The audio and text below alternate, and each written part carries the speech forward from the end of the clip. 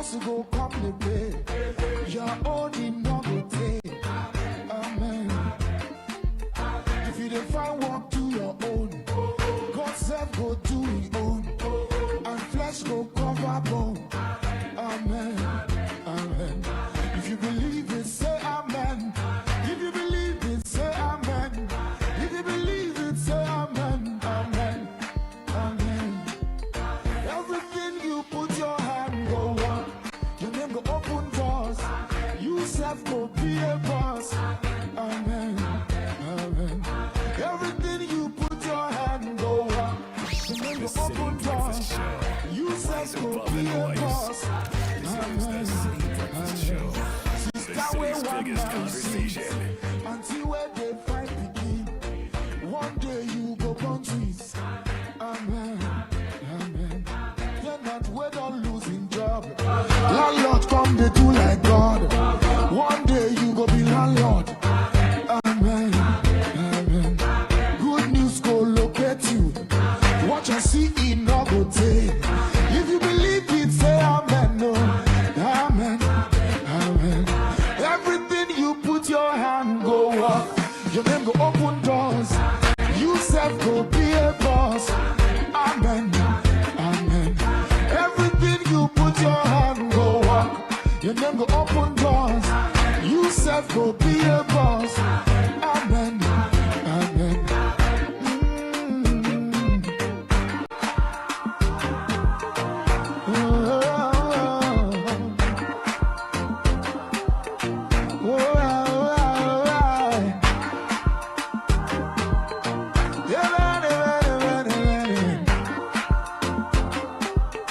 Long life go follow you. Strangers go favor you. Great men go honor you. Amen. Amen. One day you go sign the check. Oh. You self go drive that Benz. Oh. This life go still make sense. Oh. Amen. Your children go make you proud. Oh. Bad people no go pull you down. No. One day you go run this town. Oh. Amen. Amen. You self go spray me money. Baby go call you honey. You self go host the party. Amen. Amen. Everything you put your hands. Like where the hustle go come the pay. His name is Timida Kolo. And I'm sure there are many things he says that you want for yourself. Find work to your own. God self go do his own. Everything you put your hands go work. Your name go open doors. You self, you will be a boss. One like the long life go locate you. One day you will run this town. Say your children will make you proud. Oh, I love it. Amen is a very, very important word. It says, let it be according to your word.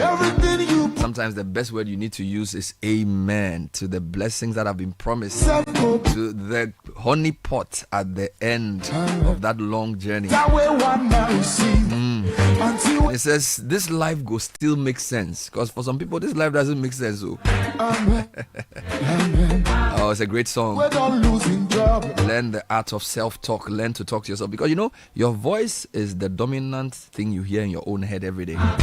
So learn to talk to yourself in moments of despair. The Bible says David encouraged himself in the Lord. A lot of people are waiting for somebody to call them and tell them everything's going to be okay. Well, sometimes I tell myself, hey, dude, you gotta move, man. Everything's be okay. Learn to tell yourself. Learn to do self-affirmations of what you believe to be true. Don't wait for somebody to tell you that things will be better. Because what you know within is more important than what people tell you from outside. So be convinced in yourself that you matter. Be convinced in yourself that this life will be better. Which is why we play these great songs to encourage you in the mornings. This one is from Timitakolo. Claim it for yourself, oh. Oh man, let me listen to the things just at the end again.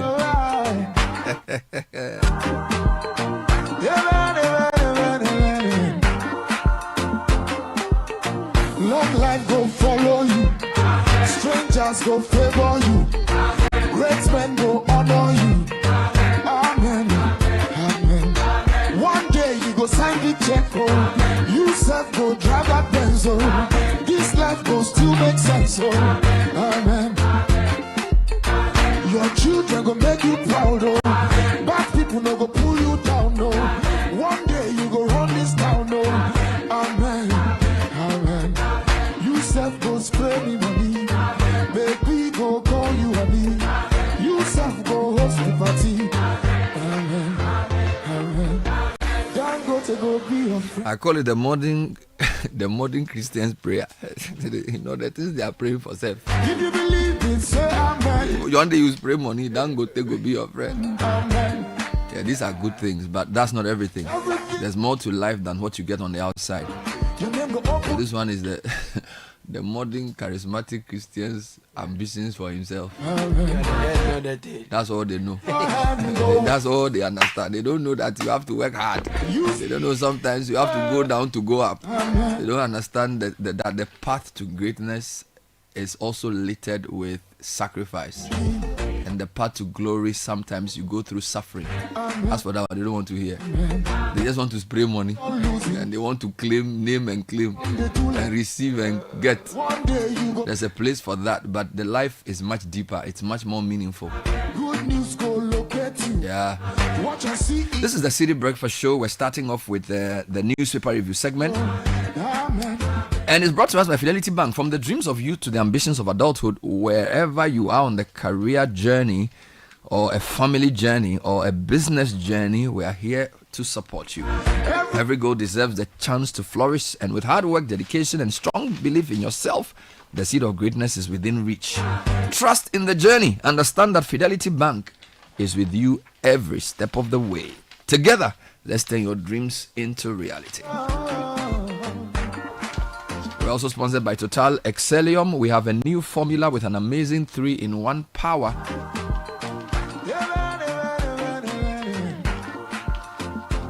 With a cumulative effect of anti-corrosion, anti-wear, and detergent additives, Excellium new formula lowers your vehicle's fuel consumption and reduces CO2 emissions. You will drive and drive and drive. Experience the difference with Total Excellium. Choose Total, choose quality. If you believe it, say amen. And the segment is also brought to you by Piva Beverages, a fantastic range of flavors available from this great manufacturing company, including cola, orange, fruit cocktail, grape, and tangerine. Amen. Call 0550-032-231. Piva Beverages, a taste you will love. Your name go open doors.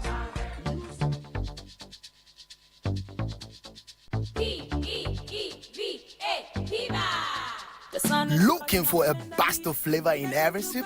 Discover the refreshing taste of Piva beverages. Enjoy the classic Piva Cola flavor, perfect fit anytime. How about a fruity adventure? Try our delightful Piva orange fruit drink packed with recognized citrus flavor. Craving something exotic? Our Piva cocktail fruit drink brings the tropics to you. For a sweet and juicy treat, grab our grapefruit drink, and don't miss out on the refreshing Piva Tangerine fruit drink, bursting with tangerine flavor. Piva Cola, Piva Orange, Piva Cocktail, Piva Grape, Piva Tangerine. Grab yours today. Available now at your local store. Call us on 055-00-322-31. Piva, a taste you love. This advert is FDA approved. P for Piva. Oh, jump on now. Go. Ah, go me. At what time will you come back where I don't hear the sound of your car? Why you buy new car? No, I don't change my car. It be the same right. It be the fuel way I change. Way one shouts it. Ever since I started using the all-new Excellium Premium Fuel, fortified with 3-in-1 action. Oh, Joe, now my car they run like electric car. No, it's so. This is the type of fuel where they want to. Because now engine they cost. Where they want for way if I buy it, it go protect my engine. And with the small way I buy, I'll go drive, sir. Absolutely. It's like strapping a turbocharger to your engine and giving it a protector. And what they bust my mindset be the 3-in-1 action, no? Excellium they prevent up to 99% of deposit. It be anti-wear, some be anti-corrosion. Won't pay when I open there. Hey, so where can I find this magical fuel? Just head over to any Total Energy service station and your car will thank you. Hey, then make a finish my go be fast, then rush go Total Energies. My friend, but why your hand my go be inside? I give you info. Make a feel the go be too small. Go, the go. Excellium is designed to protect your car engine, decrease fuel consumption, and lower CO2 emissions. Don't say fuel, say Excellium. Choose Excellium, choose quality.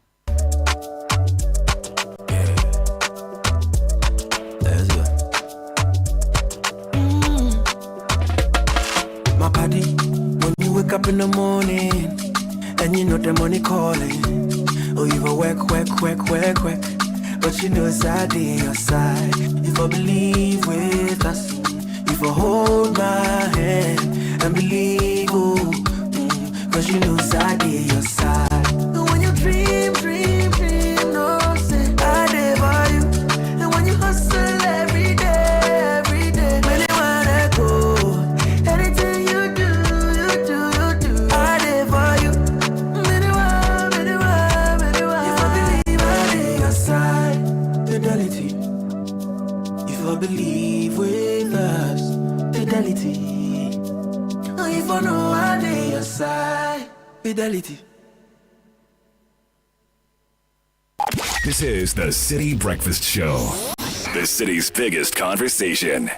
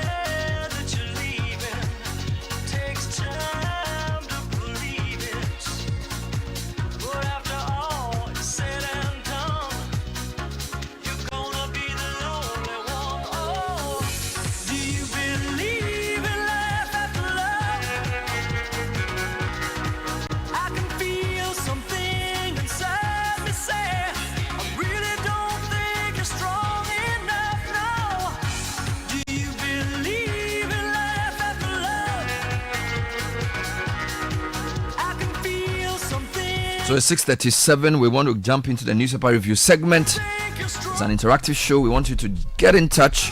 054-998-6996. Let's talk.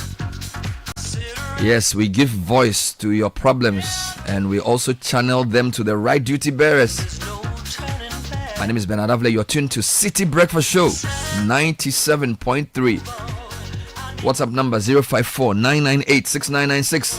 Hashtag CitiCBS. And at Citi973 on Twitter or X. Godfrey Akotobuafu and Caleb Kuda joining me. Good morning, gentlemen. Good morning, Bernard.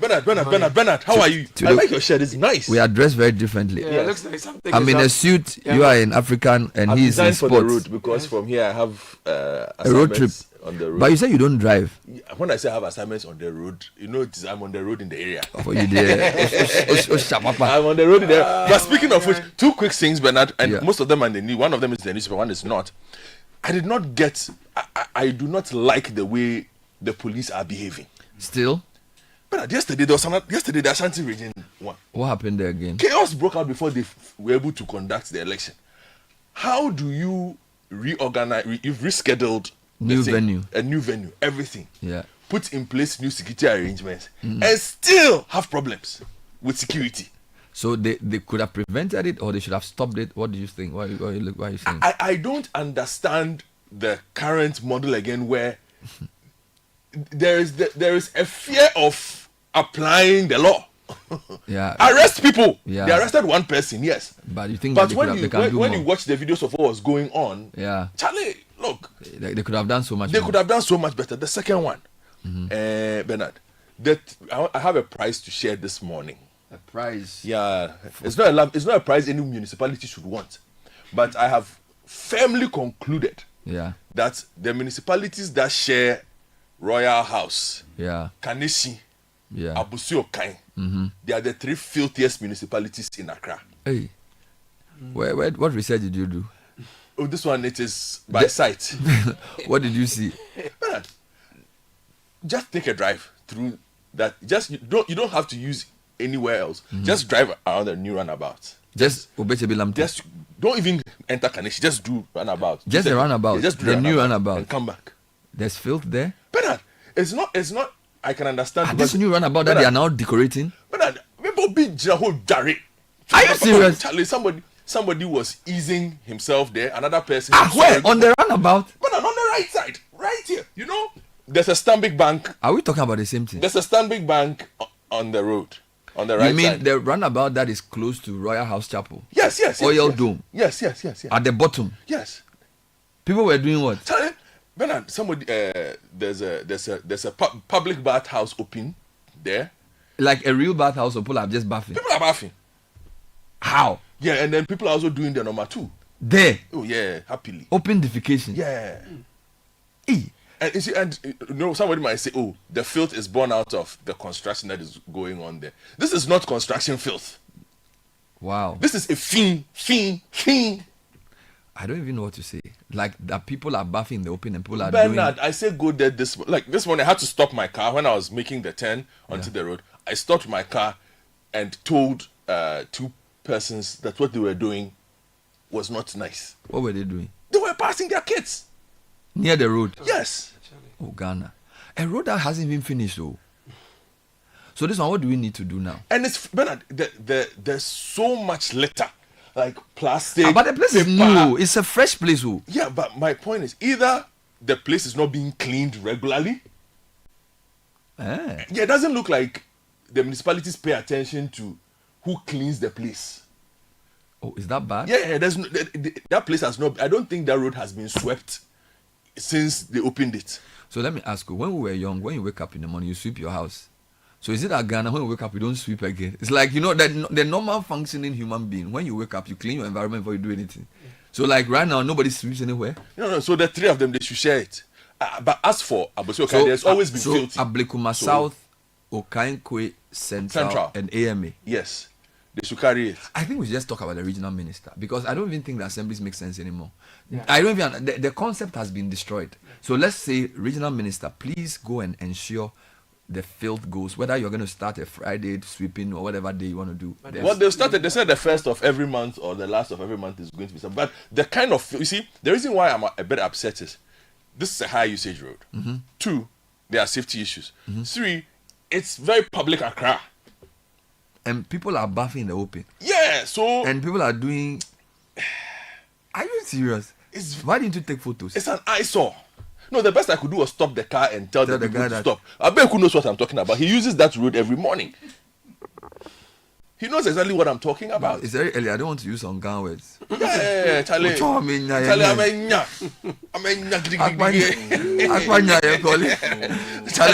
favorite video, guys. So the regional minister and since you mentioned the regional minister,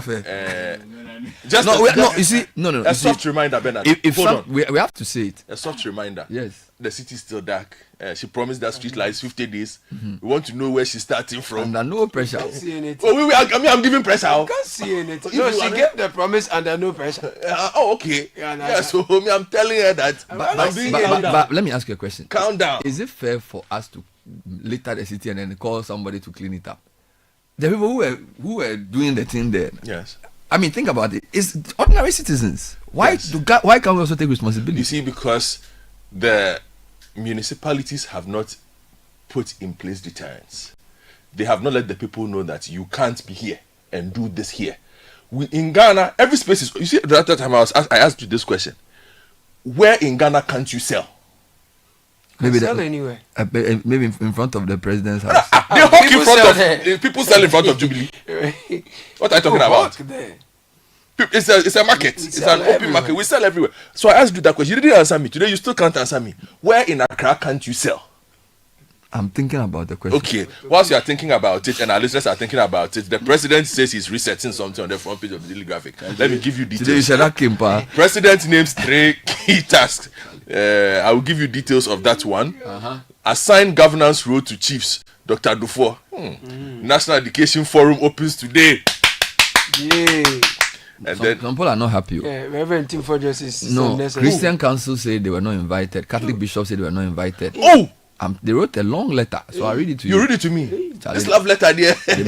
What else do you have? Well, Council of State, Ashanti and Northeast elect reps, finally. Well, Ghanaian Times, no agreement to extend IMF program. This is President Mahama and Dagbon Overlord pays historic reciprocal visit to Gonja King. Irrigation for Wells Creation Phase 1. Government targets 10,000 hectares in 8 regions to boost agric production. And Prophet Salifu Amuako, 2 others arrested. Front page of the Daily Guide this morning says OSP releases Oforiata wanted poster. Charlie, did you see the poster? Yeah, wanted. Charlie, wanted. It must be the poshest wanted photo I've ever seen. I'm telling you. Salifu Amuako wife discharged, rearrested. Shama gets new Oman Hene 6 charged over payroll fraud. Right, Chronicle how NSS payroll fraud was plotted and executed. The details are here. Government handling of current energy crisis is very poor. CDM AG to enter more Noli Prosequi if an Eduji hits the ground running. And Bernard, this one will interest you. Change in cover price due to high cost of newsprint and other printing materials. We are reluctantly increasing our cover price from 5 CDs to 8 CDs starting Monday, February 24, 2025. Front page of the Sia this morning brings some clarity to the Jakpa incident. Jakpa entered Ken's house with arrest warrant. We were asking these questions last week, and they've also apparently announced that he's a director of special operations at the National Security. So now we know exactly what it is he does. Yeah. Okay, we'll keep watching. Yes, Caleb? Yeah. Daybreak, government pays 6.08 billion Ghana City to DDEP bond holders. NPA boss tours fuel installations in Tema, and National Biosafety Authority CEO sparks anger. Let me give you some headlines from the front page of the Business and Financial Times. Bernard, investors rush to lock in high yields as government rejects record bids. Fuel prices to ease marginally, according to the IES. Let me take you online. Tim Fojo says National Education Forum is a waste of Ghana's precious resources. Also, Ghana builds up sinking fund with 9.7 billion CD payment. Still in that area, government pays 6 billion CDs to DDEP bondholders. And then the fourth estate exposes key NSA figures in ghost name scandal. Meanwhile, the NSA boss says allow state agencies to probe the ghost name scandal. University of Ghana is dismissing claims of an 11 million CD graduation fee collection without medallions. And then we are ready to host caravan nights in our region. Upper East Regional Minister for Heritage Caravan 2025. If you go to Channel 1 News, Amin Adam, former finance minister, says MPP ensured smooth DDP payment before leaving office. Meanwhile, passengers traders stranded as Dambai ferry breaks down. This is not good. Meanwhile, Ashanti region MPP orchestrated thugs invasion in first council of state election, according to the NDC. And Ibrahim Tia says, I was held hostage over Walewale curfew. In other stories, fire ravages over 50 shops at Tantra Hill. Almost every week, one fire. And then Volta chiefs back Dr. Siama's appointment as BOG governor. In good news, Education Minister announces reintroduction of PTAs in public schools. Yay! This is very good. Now, if you come to my journal online, DDP payment was not due to Mohammed's directive, but MPP strategic planning. Dr. Amin Adam speaking. Meanwhile, TUC and POO oppose ECG privatization, demand bold reforms. In other stories, government must not default. Pensioner bondholders urge continued commitment. Meanwhile, TUC POO are also fighting to keep ECG public. Privatization is not the answer, they say. Globally, US and Russia to begin talks aimed at ending the Ukraine war. That's the big story on the global scene. Let's get into the details. Let's start from education, Bernard. The National Education Forum is a big story. You have other angles. I'll give you the main angle, and then you give me what Reverend is also saying. On page 13 of the Daily Graphic, National Education Forum opens today. Story by Severus Kalideri. The National Education Forum will open in the Volta region, the Volta regional capital, Ho, today. About 300 stakeholders in the education and related sectors will participate in the forum on the theme Transforming Education for Sustainable Future. The opening session will be attended by various interest groups in the education sector, including educationists, lecturers, teachers, parents, students, and civil society organization.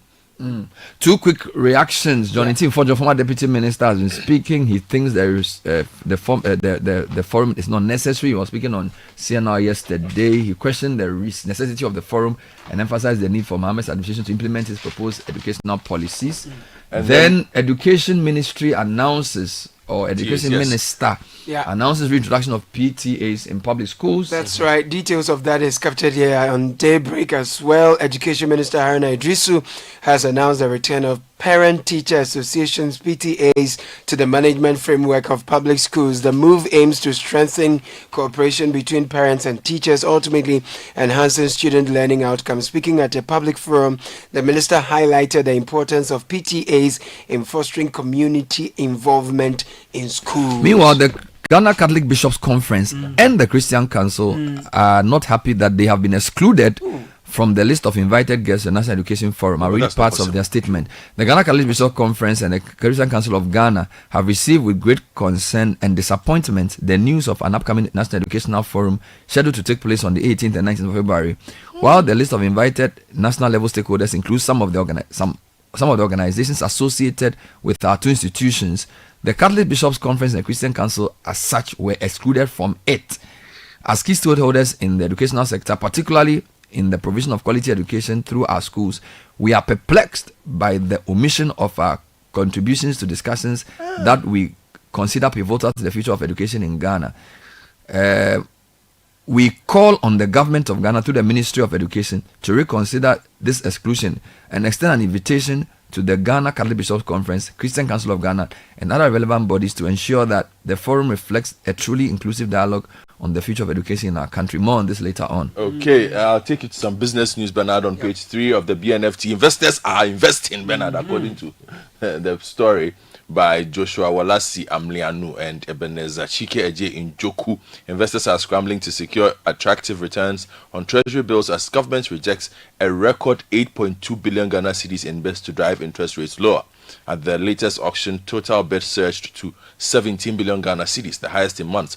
Yet only 9 billion was accepted, signaling a firm stance on reducing borrowing costs. This marks a significant increase in rejected bids compared to 2 billion at the previous auction, reinforcing government's focus on lowering interest rates. Right, so no agreement to extend the IMF program. This is President Mahama Julius Yao Pettit is writing for Ghanaian Times. President John Mahama has given the indication that his government has not discussed the possibility of extending Ghana's $3 billion extended credit facility with the IMF. The focus of the government for now, President Mahama said, was to stay on course with the current program, which expires in 2026. Quote, "We have not talked about an extension of the program. We are determined to continue with this program. If it's necessary to look at additional funds or to extend the program, we will look at it. But for now, we are determined to continue on this trajectory," President Mahama. Meanwhile, the government has paid 6 billion cedis in coupons to all DDEP bondholders. The government has also honored the payment in kind portion of 3.46 billion deposited into the respective bondholder securities accounts in line with the DDEP memorandum. So that's story number 2 on the economy. Government builds up sinking fund with 9.7 billion CD payments. So still in that area, the Mahama administration has initiated the building up of the debt service recovery CD account, which Mr. Tekwe called the sinking fund, with a payment of 9.7 billion cedis as a buffer for the 5th domestic debt exchange program coupon due in July and August. So preparations are being made to ensure that those payments are made. Meanwhile, the former Minister of Finance is saying that these payments were not due to any planning, but they did the groundwork. So the former minister says that this was based on the preparations his administration put in place. He says MPP built buffers to ensure smooth debt servicing. This is Dr. Mohammed Amin Adam, who put it on Facebook in relation to President Mohammed's directive to Atuf Forsen to honor the 4th coupon payment for DDEP bondholders. And then lastly, on the economy, I think those are the key stories on the economy for now. Yeah, I'll stay with the president and the economy. He's been talking to Ghanaians during his trip to Ethiopia, and he's outlined 3 key tasks to solve some problems. Details on page 3. So, for instance, the president said the government will re-establish the sinking fund to be used for retiring long-term loans to prevent future defaults. He said a significant challenge facing the administration was the legacy of unfinished projects initiated by the previous government, including over 80 hospitals that required more than $1 billion to complete. All right, now there's a challenge in Dambai. Passengers traded stranded as Dambai ferry breaks down. Story by Juliana Odamia Sari, Channel 1 News. Hundreds of passengers and vehicles crossing the Black Water at Dambai have been left stranded following the breakdown of the ferry, which serves as primary means of transport across the river. Confirming the situation to Channel 1 News, Dambai Central Assemblyman Charles Awaranyi emphasized the severe traffic congestion caused by the malfunction.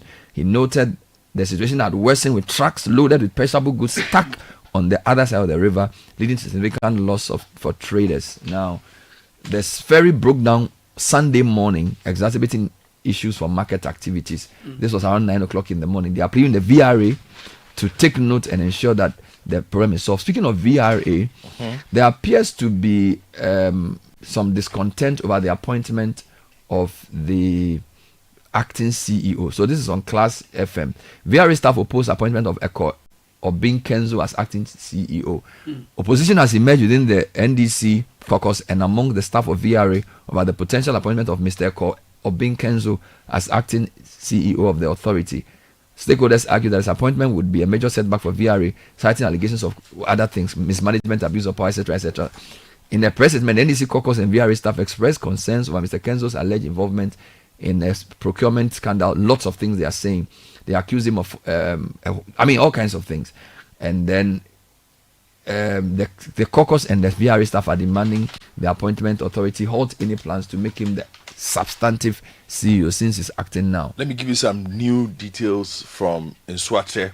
Yesterday they were in court and the police have new information for you, Bernard. You get it on page 31 of the Daily Graphic. The Sunyani District Court has heard that Brima, known as Rasta, was the individual who fatally stabbed Asante Kotokofa and Francis Frimpong, popularly known as Nana Pole, during a violent disturbance at a football match in Chumesi Krum near Nswatre. Brima, it was revealed in court yesterday, remains at large. Notably, the court also reviewed the bail conditions of Ignatius Bafwe and his associates Joseph Cheme and Ajimandia Owusu, who are facing charges in connection with the death of Frimpong during the Ghana Premier League match. But the Chronicle is detailing how the NSS or NSA payroll fraud was plotted and executed. Last night you spoke to the journalist who broke the story, and the details are here. You see how ID cards were forged, ID numbers were forged, and people who were 96, 89, all of them happen to have been part of the NSS. People should watch the repeat of point of view for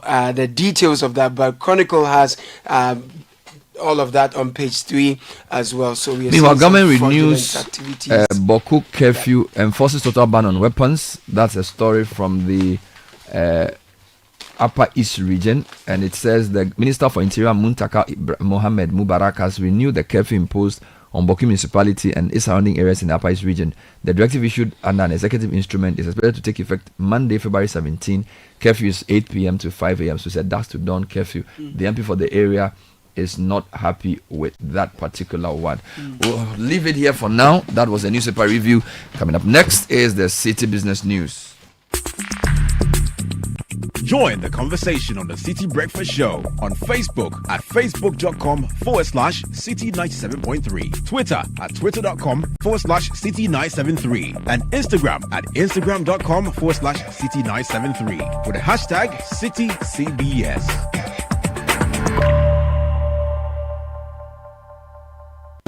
The Citi Breakfast Show. Rise above the noise. Citi Business News coming up shortly, brought to us by EcoBank. Don't be scammed this festive season. Fraud activities are on the rise. They are targeting customers of banks through phone calls, text messages, and more. We advise our customers to be extra vigilant and never trust any phone call, text message, or email from anybody posing as an EcoBank staff.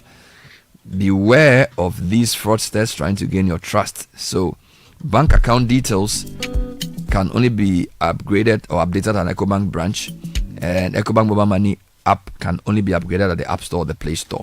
You may call 0800 003 225 toll free for more information. And why wait to own your own dream phone when you can have it now without breaking the bank? With MTN Pick Now and Pay Later, you can own your perfect smartphone and pay in easy installments over 4 to 6 months. The best part is all phones come with up to 3 gig data, so you can share your pictures and get all the biggest scoops online for the first 6 months after purchase. Simply dial *170#, choose device pick and pay later now, and you would get your phone.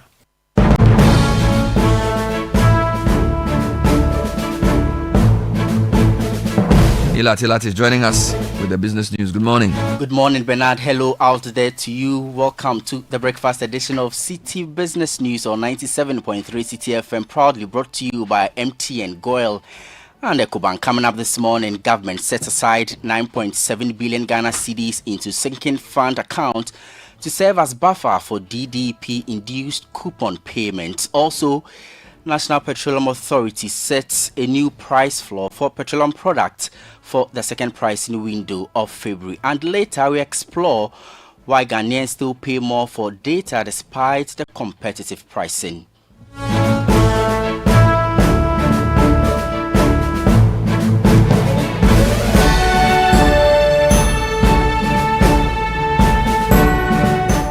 I am Latte. Thank you for joining us this Tuesday morning. Details of our stories now. Government has paid 6.08 billion Ghana cedis in cash to all bondholders under the domestic debt exchange program. He has also credited the bondholders' securities account with 3.46 billion Ghana cedis in bonds, in line with the terms outlined in the DDP memorandum. The following report has more details. This latest payment, according to government, is a key step towards restoring trust in the financial system and supporting Ghana's economic recovery. Already, the previous administration paid approximately 12 billion Ghana cedis to bondholders under the domestic debt exchange program since February 2024.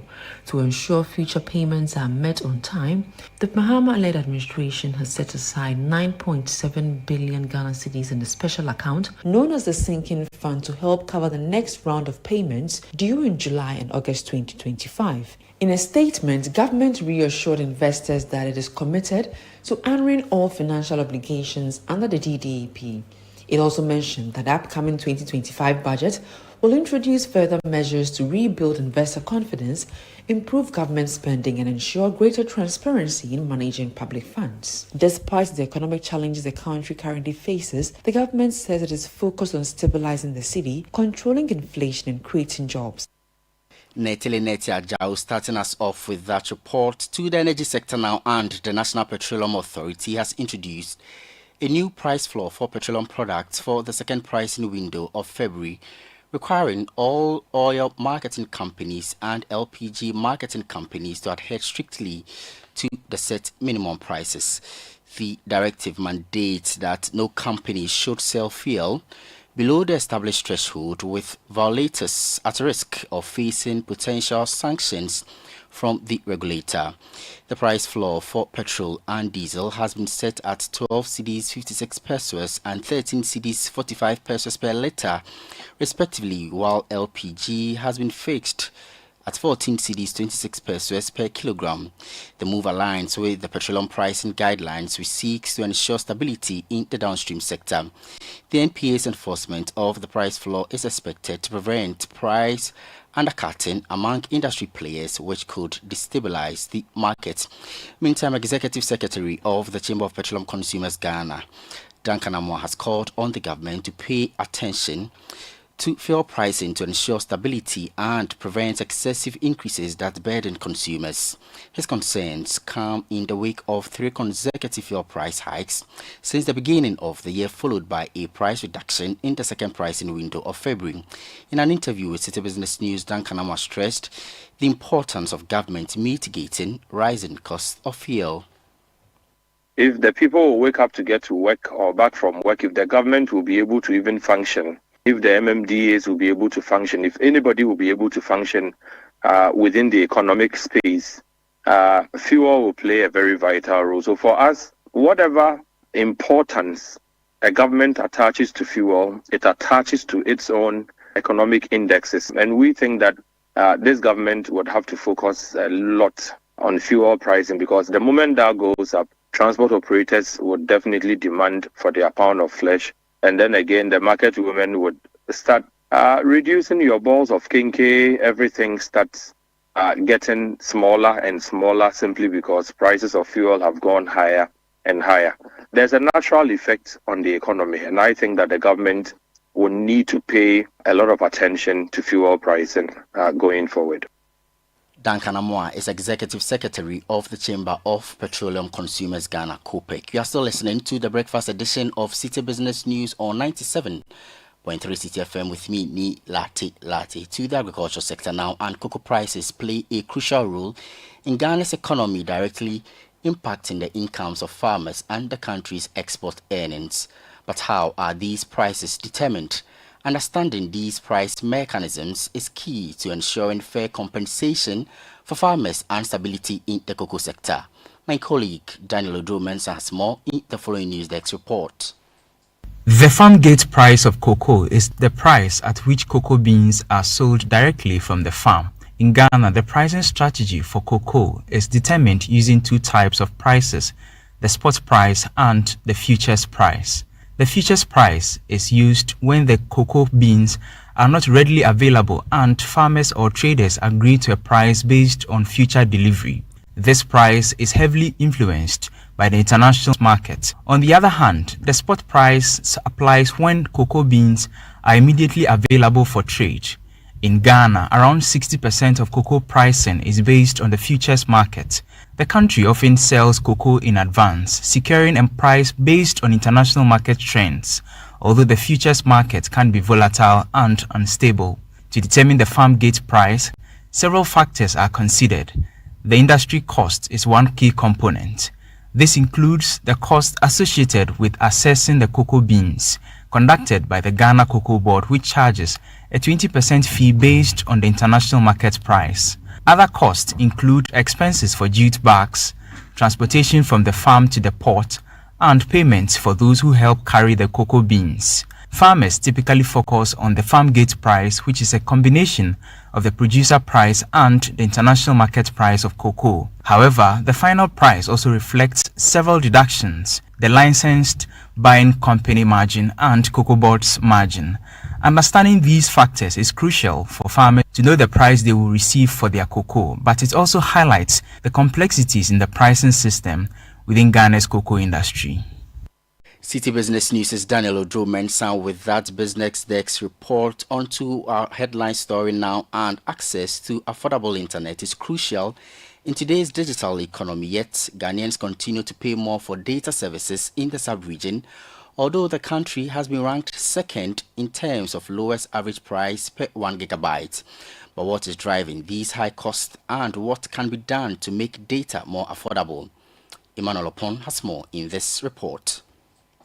Mobile data has become an essential part of daily life, driving business operations, education and social interactions. Yet, a closer look reveals that Ghanaians are paying significantly more for data, especially those who do not take advantage of promotional packages from telecom providers. According to UK-based research firm Cable & Co., the average cost of 1 gigabyte of data in Ghana stands at 40 cents, which is equivalent to 6 cedis 17 pesos. However, the National Communications Authority estimates average price at a much higher 96 cents, which is equivalent to 14 cedis 82 pesos. But what do consumers think? In an interview with Citi Business News, opinions were divided. Currently, I'm a tech content creator in Ghana here, and also someone moving to entrepreneurship. So basically, every day, let's say I spend 50 Ghana cedis on mobile data. And sometimes I have to spend like 3 hours or 4 hours to do some of the things that I want to do online.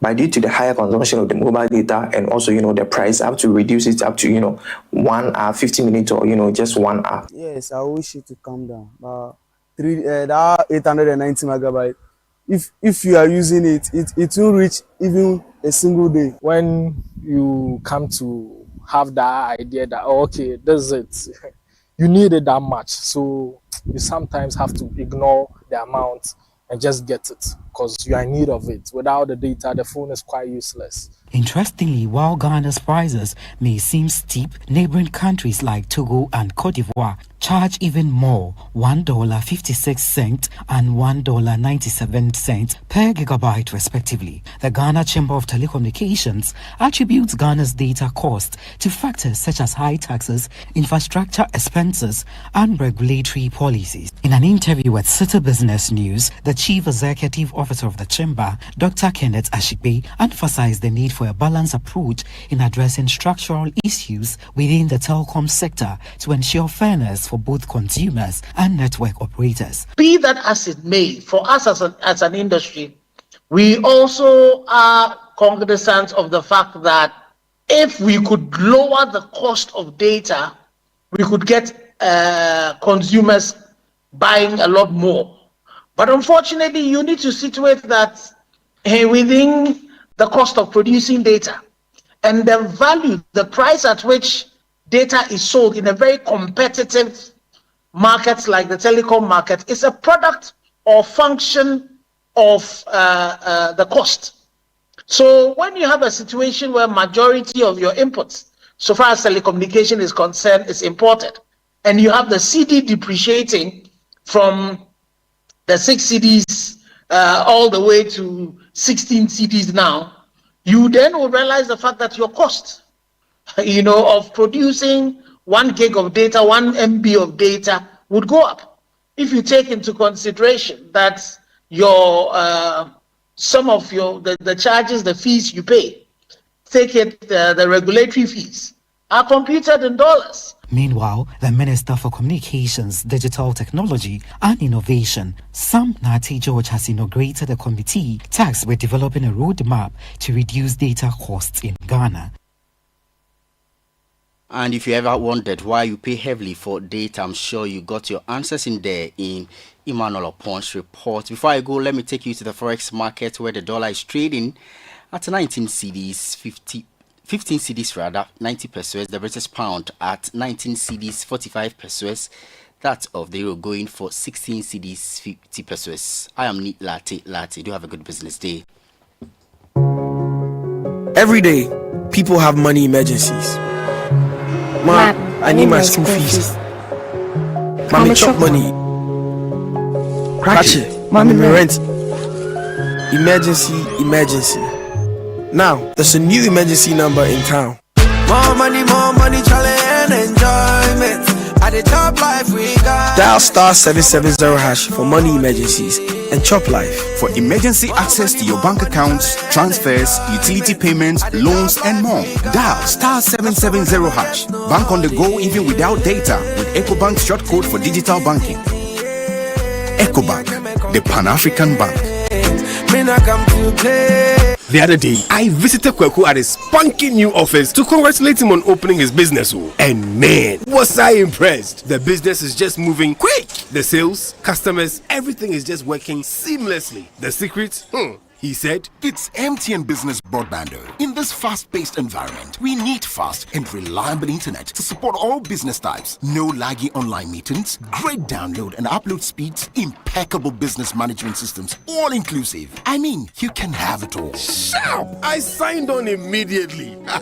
To enable your business stay ahead and stay connected, make sure you're signed on to the best internet made just for businesses. MTN Business Broadband. Sign up today on broadband.mtn.com.gh and manage your account on my MTN app. Call 0244 308 111 for more information. We are good together everywhere you go.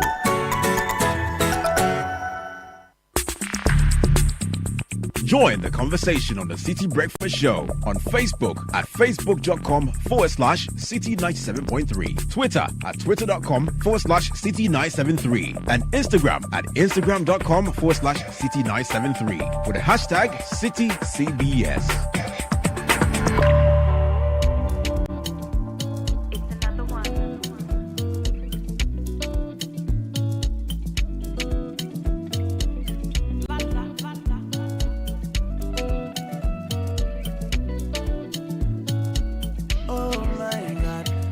I know, you do me bad, then you know what. Miss you for my 14 after 7. Time for kickoff. Brought to you by Shell and Zonda Ghana Limited. Shell says if you're planning your date nights, you want to make your kids happy with the latest toy or ice cream, these seemingly little things make all the difference in creating lasting memories. Good times start at Shell, where you can fill up on more than just fuel. Fill up on love, laughter, sumptuous bites, and treats from our partner vendors. From juicy chicken filling burger snacks, or just a space to unwind, we have it all. So while you're enjoying yourself with your family and friends, your car can also get the love it deserves at the Shell service station and wash bay. It's one roof for everything, so visit Shell today. Shell, go well.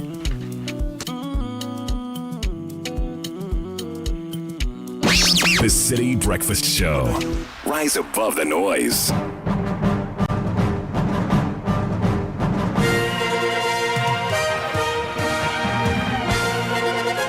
And Gabby Affairs, yeah, good morning, man. Hi, Caleb. Good morning. How are you doing? I'm very good, thank you. How are you doing? Thanks. Yeah. You're in a good one, too. Yeah, I'm learning from you. So. Oh, see. Kick off, my brother. Well, Tuesday morning, welcome aboard to 97.3 Citi FM. I am Gabby Affair, and we are on the wings of Zonda GH and Shell V Power. Shell, go whoa.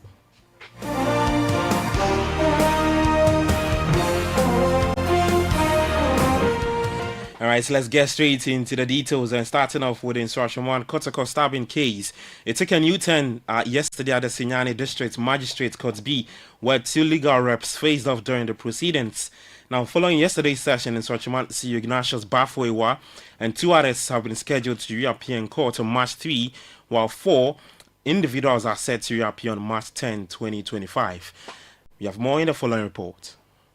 Sinyani District Magistrate Court B, presided over Eric Dunning, has granted bail to Ajimandia Usu, one of the accused in the ongoing Inswatre stabbing case. The bail was set at 300,000 cedis with 2 sureties. However, 4 other individuals involved in the case were remanded in police custody. The case stems from the fatal stabbing of staunch Asante Kotoko Nana Frempong, also known as Nana Poli. In court, lawyer Safuduku represented Asante Kotoko, while Kofi Moses Oba defended Ignatius Bafoewa and Instruction Football Club. The court has some discretionary powers in the grant of bail.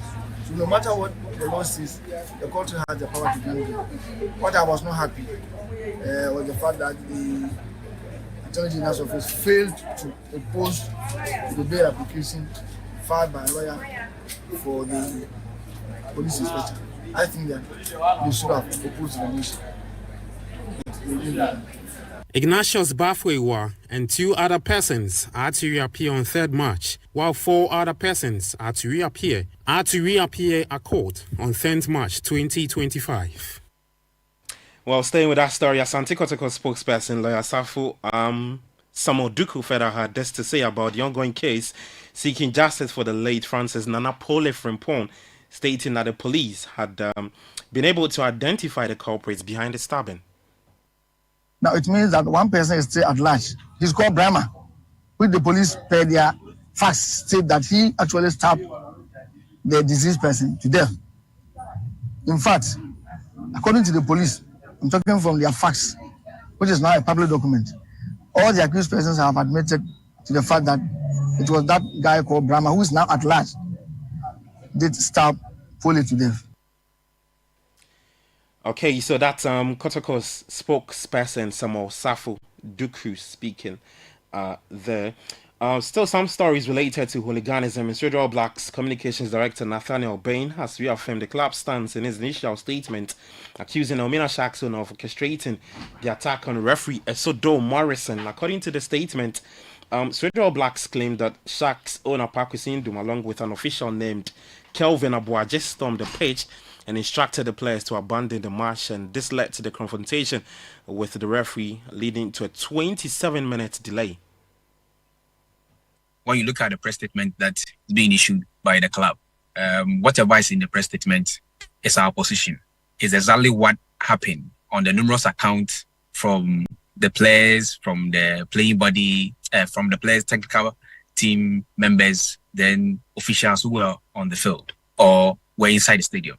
I am expecting Elmina Sharks to condemn the violence that happened inside their stadium, but they haven't done so as of now. But they want to put the blame on the referee and to some extent trying to paint All Blacks the bad team or the black.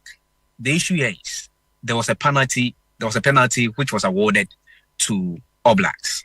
According to Dr. Indu, who is the bankroller of Mina Sharks. According to him, the penalty is dubious. So, as a club president, he walked onto the field to confront the referee. His initial evasion was to ask his players to walk off the pitch. Nathaniel Burns, the communications director for Swedro All Blacks. Meanwhile, the Ghana Police Service yesterday in a statement confirmed the arrest of one suspect, Kelvin Abuaji, who is the general manager of Sharks, in connection with the attack on referee Sodo Morrison. He's currently in police custody assisting with investigation while efforts are underway to get the rest of the culprit arrested to face justice.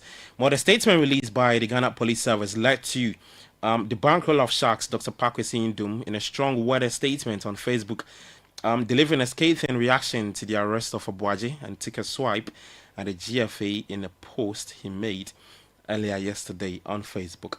In related development, the GFA met with Accra Hearts of Oak and Kotoko's reps to review the remaining proposals in a bid to resume the league. GFA boss Keto Kreku was in attendance. Well, taking you to Casablanca, and the Black Queens held their first training session at the Lanoria Club Equitation pitch in Mohamedia as part of their preparation for the Morocco training tour. 19 players worked on the pitch under the guidance of new coach Kim Las-Bjorkegren. The training lasted for about an hour, with the players being put through their paces by latest coach Jordan Daite. The training will continue later today at the same venue and on Wednesday before moving to Perjago Stadium on Thursday before the game on Friday. Now let's get to the UEFA Champions League, and the second legs of the round 32 matches continue tonight. AC Milan will face final early kickoff at 5:45 p.m. Later at 8 p.m. we have 3 more games coming up. Atlanta up against Club Brugge, Bayern Munich will take on Celtic, and then Benfica will take on AS Monaco in that Champions League matches coming up. Still on that, Gary Neville says Ruben Amorim would need 2 or 3 transfer windows to build a squad at Manchester United that can play his system. United are 15th on the table after Sunday's defeat to Spurs. We've seen players actually the other way, when they've left, actually start to thrive again. So there is something I talked about, Tottenham before, and that sort of cultural that platform. What's happening in the club at this moment in time? There's a lot of redundancies off the pitch. There is a lot of uncertainty. There is a lot of uncertainty on the pitch. They've had a manager be sacked this season already. It's not easy to perform in that environment. It's been the same for 10 years, and it's still not changing at this moment in time. Hopefully in the next 2 or 3 years, Ruben Amorim is given the time to be able to build a successful team and squad. But every single Tottenham player that gets into their first 11 gets into Manchester United first, and probably apart from Bruno. Well, that's former Manchester United defender Gary Neville speaking there. Now, let's finish off with tennis. And Novak Djokovic called on tennis's governing bodies to urgently overhaul the sports anti-doping system. Well, speaking in Doha ahead of the ATP Qatar Open, the 24-time Grand Slam champion pointed to inconsistencies in cases involving top stars such as Yannick Sinner and Iga Świątek. I've seen the news, and particularly the 2 cases of Iga Świątek and Yannick Sinner have attracted a lot of attention, and it's not a good image for our sport, that's for sure. There's a consensus, or I would say a majority of the players that I've talked to in the locker room, not just in the last few days, but also last few months, that are not happy with the way this whole process has been handled. All right, so that's our 24 Grand Slam champion Novak Djokovic speaking, reacting to the latest suspension given to Yannick Sinner from the World Anti-Doping body. That's the very latest in the world of sport. For more, you can head to Citi Sports Online. That's coming on X at Citi Sports JHA. I am Gabi Ofer. Many thanks to Zonda GH and Shell V Power. Shall go well. Enjoy the rest of your day. Do take care and bye-bye. It's not just a service station. It's a place you get more for every visit. It's not just a place to fill your tank. It's a place to fulfill your cravings. From chicken to chocolate, caramel or the tasty latte. It's not just a place to service your car. It's the perfect place to wash your ride. It's a place where convenience, love, friendship, joy, and laughter assemble. Because it all starts at Shell. Visit Shell today and enjoy a wide array of services and offers under one roof. It starts at Shell.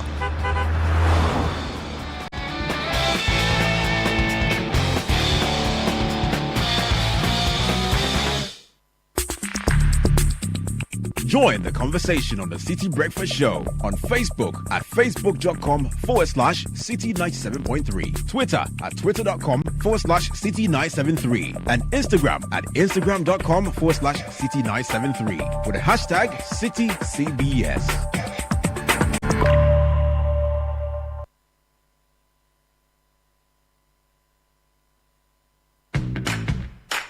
What's your dream this year? To pull up in a brand new four-wheel ride? Or you want to travel? Where? Sentosa Island in Singapore? Or Desert Safari in Dubai? Come to Dubai. Or you want a laptop, microwave, brand new phone, TV? Chale, what you want, you can get with SG Ghana. Minya Ubecha 7Y. Join the SG Ghana Deposit and Drive promo and you could win the grand prize of a brand new Toyota RAV4. Simply deposit 500 Ghana cedis or multiples of it into your SG Ghana account from now till 30th May 2025. Non-customers can open an account to participate. Visit your nearest branch or call 0302-214-314 for further inquiries. This promo is regulated by the National Lottery Authority on the Caritas Lottery platform. Terms and conditions apply. Societe Generale Ghana. The future is you. Solar Tech, the power to protect. Yes! Solartech, your tried and trusted brand, is your total solution to all power problems, whether low voltage, high voltage, power surges, spikes, brownouts, or what have you. Solartech fully protects your valuable equipment, no matter your appliance. We have the perfect Solartech for you. Choose from my tried and trusted range, such as Fridge Guard, TV Guard, High Volt Guard, Multi Guard, AVS 13, AVS 30, AC Guard, Solartech TV Stab, Solartech Fridge Stab, UPS, and Solartech Voltage Stabilizer. Beware of counterfeit Solartech products. Get your genuine Solartech products today at our Abelingpe office and all our authorized dealers across the country. Contact us at number 10 Yiwa Street, Abelingpe, or call 0302-761450 or 0302-775106. Solartech, the power to protect. Where do your hopes and dreams take flight? The money you've earned, the future shining bright. At Petra, we're not just here for your retirement plan. We are here for the life you've imagined and then some. From your child's education to your dream home's door, we'll help you achieve what you're striving for. Petra is here, steady and strong. Your wealth in safe hands, where it belongs. With investments that grow at rates that compete, we build your future with every heartbeat. That's Petra, your partner. Come joy or strife, guiding you toward the dreams that define your life. For your pensions, investments, loans, and more, visit our website at petraonline.com or call 0242 435037. Petra, achieve more. He's here, Uncle. Oi, you man, look at you, all grown up, innit? So good to see you, fam. I miss you so much. So good to be back home, bruv, innit? I can see a lot has changed, mate. Home sweet home, innit? Sit down and let me serve you something delicious. The food is looking good, fam. Of course, some things never change. Just like how Gino tomato mix still gives my food that rich color and unique natural taste every time. Hey, sister, Papupun Sanwan Kasa. Just like I remember. Inquire, Jollof Nidia, Jaika, a yet danka sankasa. Hey, and Tedrena Nama Ukasana Sisa Sisi. Say Gino, dear, if fee. This advert is FDA approved.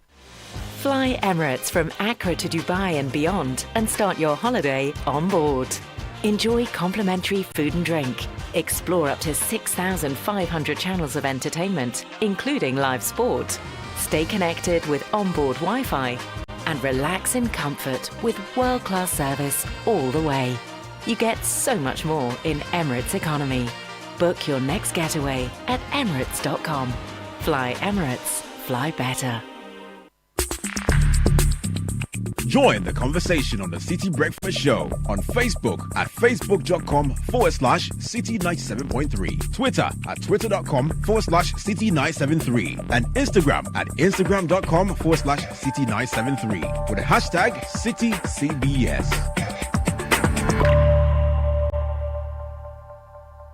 This is the City Breakfast Show, the city's biggest conversation. The City Breakfast Show. Rise above the noise. Every day, with your whole heart desire. Lift the mind, holy, holy, holy, holy, holy, holy, yeah. Holy Mount Zion, would you listen? Unleashing the power of relevant radio. This is City 97.3.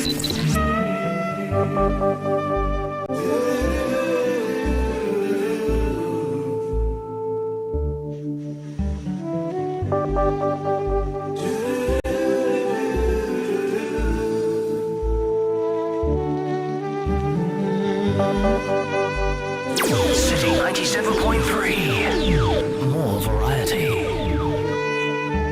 The Lord's my shepherd, I'll not want. Make me down to lie in pastures green. Thou leadeth me the quiet waters by. My soul hath restored again, and me to walk thou make within the path of righteousness, even for his name's sake. Yeah, no, I walk in death's dark vale, his will I fear no ill. Thy rod and staff, they are with me, they surely comfort still. My table has furnished in the presence of my foes.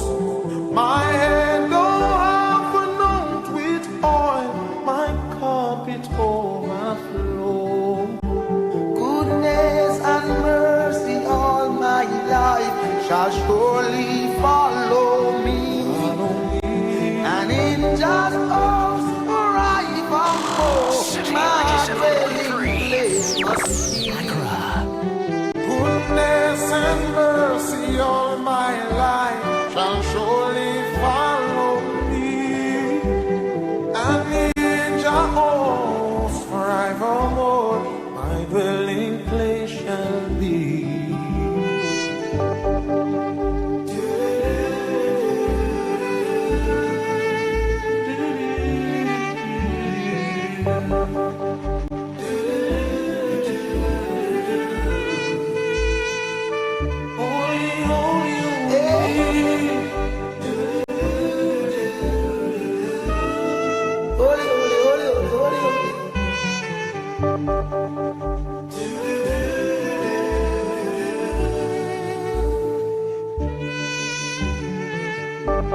Goodness and mercy all my life shall surely follow me,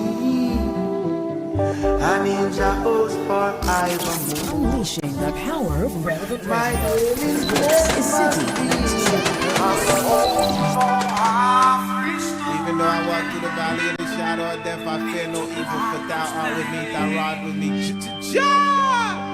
Rastafari, I can't forget you, Naughty Dreads, you're up in here.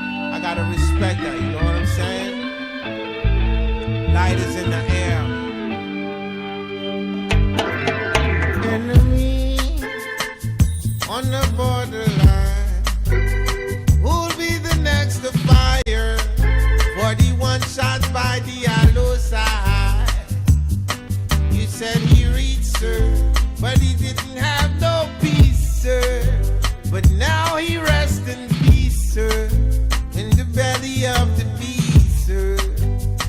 You guys are vampires in the middle of the night, sucking on human blood. Is that your appetite?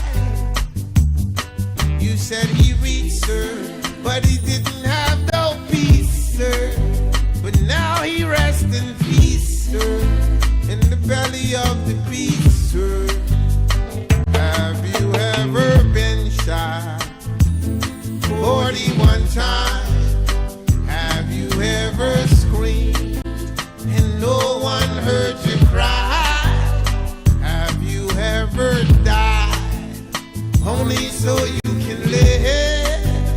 Have you ever lived only so you can die again, then be born again from these enemies on the borderline? Who'll be the next to fire? 41 shots by the hollow side. You said he reached her, but he didn't have no peace, sir. But now he rests in peace, sir, in the belly of the beast, sir. You guys are vampires in the middle of the night, sucking on human blood. Is that your appetite, sir? You said he reached her, but he didn't have no peace, sir. But now he rests in peace, sir, in the belly of the beast, sir. Diallo, Diallo, similar to Stephen Biko. 7:36 on the City Breakfast Show. Diallo, Diallo, And if you ask me one song that really moves me, Wyclef Jean, Diallo, song for Amadou Diallo. but every man will be judged. Diallo, Diallo, according to his words. Have you ever been held against your will? All right, so a number of things in my head today to highlight briefly. Scientists can reveal. Yes, you can do a couple of birthdays too. Well, just generally congratulations to all those who are graduating the University of Ghana. Okay, the whole week they've been graduating. Yes. Yeah. I will be there on Thursday to attend a particular group's graduation. So, and it's not easy to graduate from any university anywhere. Yeah. Particularly at this level. So congratulations to everybody. Also, let me say a big thank you this morning to my good friend Alex Ajay. Yes. FIFA agent. Agent Ajay. Yes, he's for the incredible things you're doing to spread the love of the game across the country. And thank you for the goodies you have sent us. We'll make good use of it. You know what is interesting? The word agent is a positive. When I was young, when they say agent, it was a very wild word. Wild word, yeah. If your mother says somebody is an agent, so they say the agent is a good profession. Thank you very much, Alex Ajay, for the jerseys and everything else. We are very happy to distribute them, and we will work with that. Also, a couple of birthdays that have come. So happy birthday to Uriel Meshach Usefree. God bless you, son. You are my pride and joy, from Elisha Usu and Sa. Okay. Let's also come in. Right, I have one here. Happy birthday to Daniel Safaro of SIC Life. This is coming from Howard to Daniel Safaro of SIC Live. And this one says, if it was not for God, the story would have been different. 6 years ago today, Mercy smiled on us and blessed us with a son. Happy birthday to Francis Ezra Papa in Kwefi Arthur. Okay, wishing you God's goodness and mercy from your parents and siblings, William, Nanaraba, Enna, and Rama. So to Francis, happy birthday to you. And to Natasha Anoa Edujemfi, aka Manyewan, aka Tasha Trump of NIB head office. You are deeply loved and cherished by all. May you live long to continue fulfilling unmatched love for humanity. You are special indeed. This is from Don Piano Malam. But today is Tajuddin's birthday. Wow, Tajuddin Abdullah. Central. Yeah. Citi TV, Citi FM Channel 1's representative to the Savannah region. Damongo, to be precise, under the table specifically. From Damongo to the world. So happy birthday to you, Tajuddin Abdullah. Watch out for Tajuddin on the Heritage Caravan. He's growing into a very, very erudite tour guide. And his knowledge around the communities, particularly in the northern part of the country, very impressive indeed. So good morning, Tajuddin Abdullah.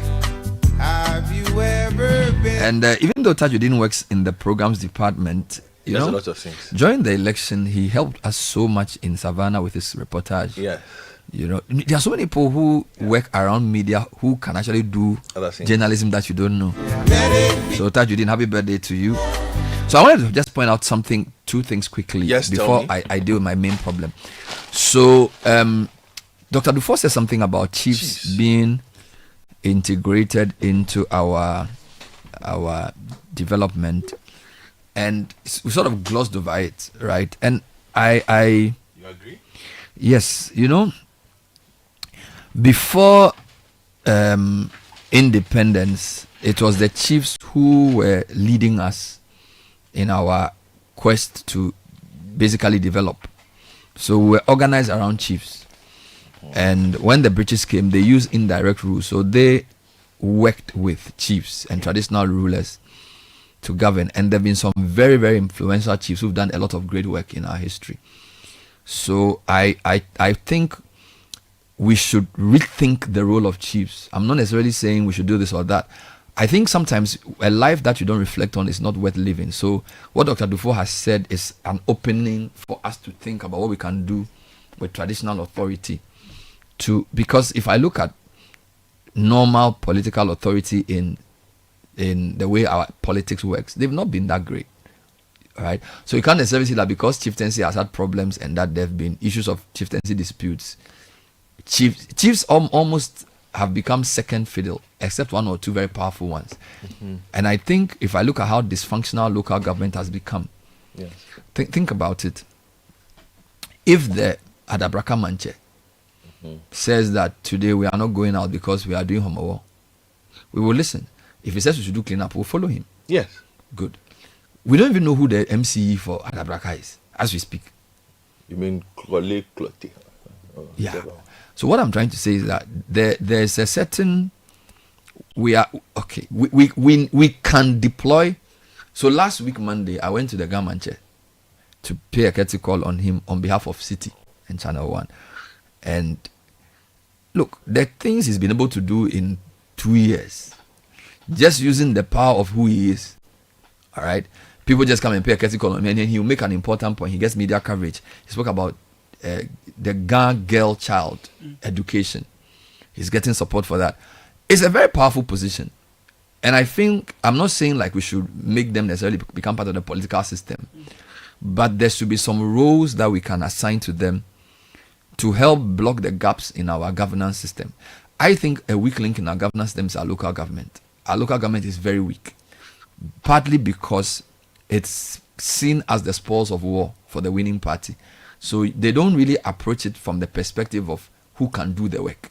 They look at it from the perspective of who can we reward so that it doesn't cause problems for us locally.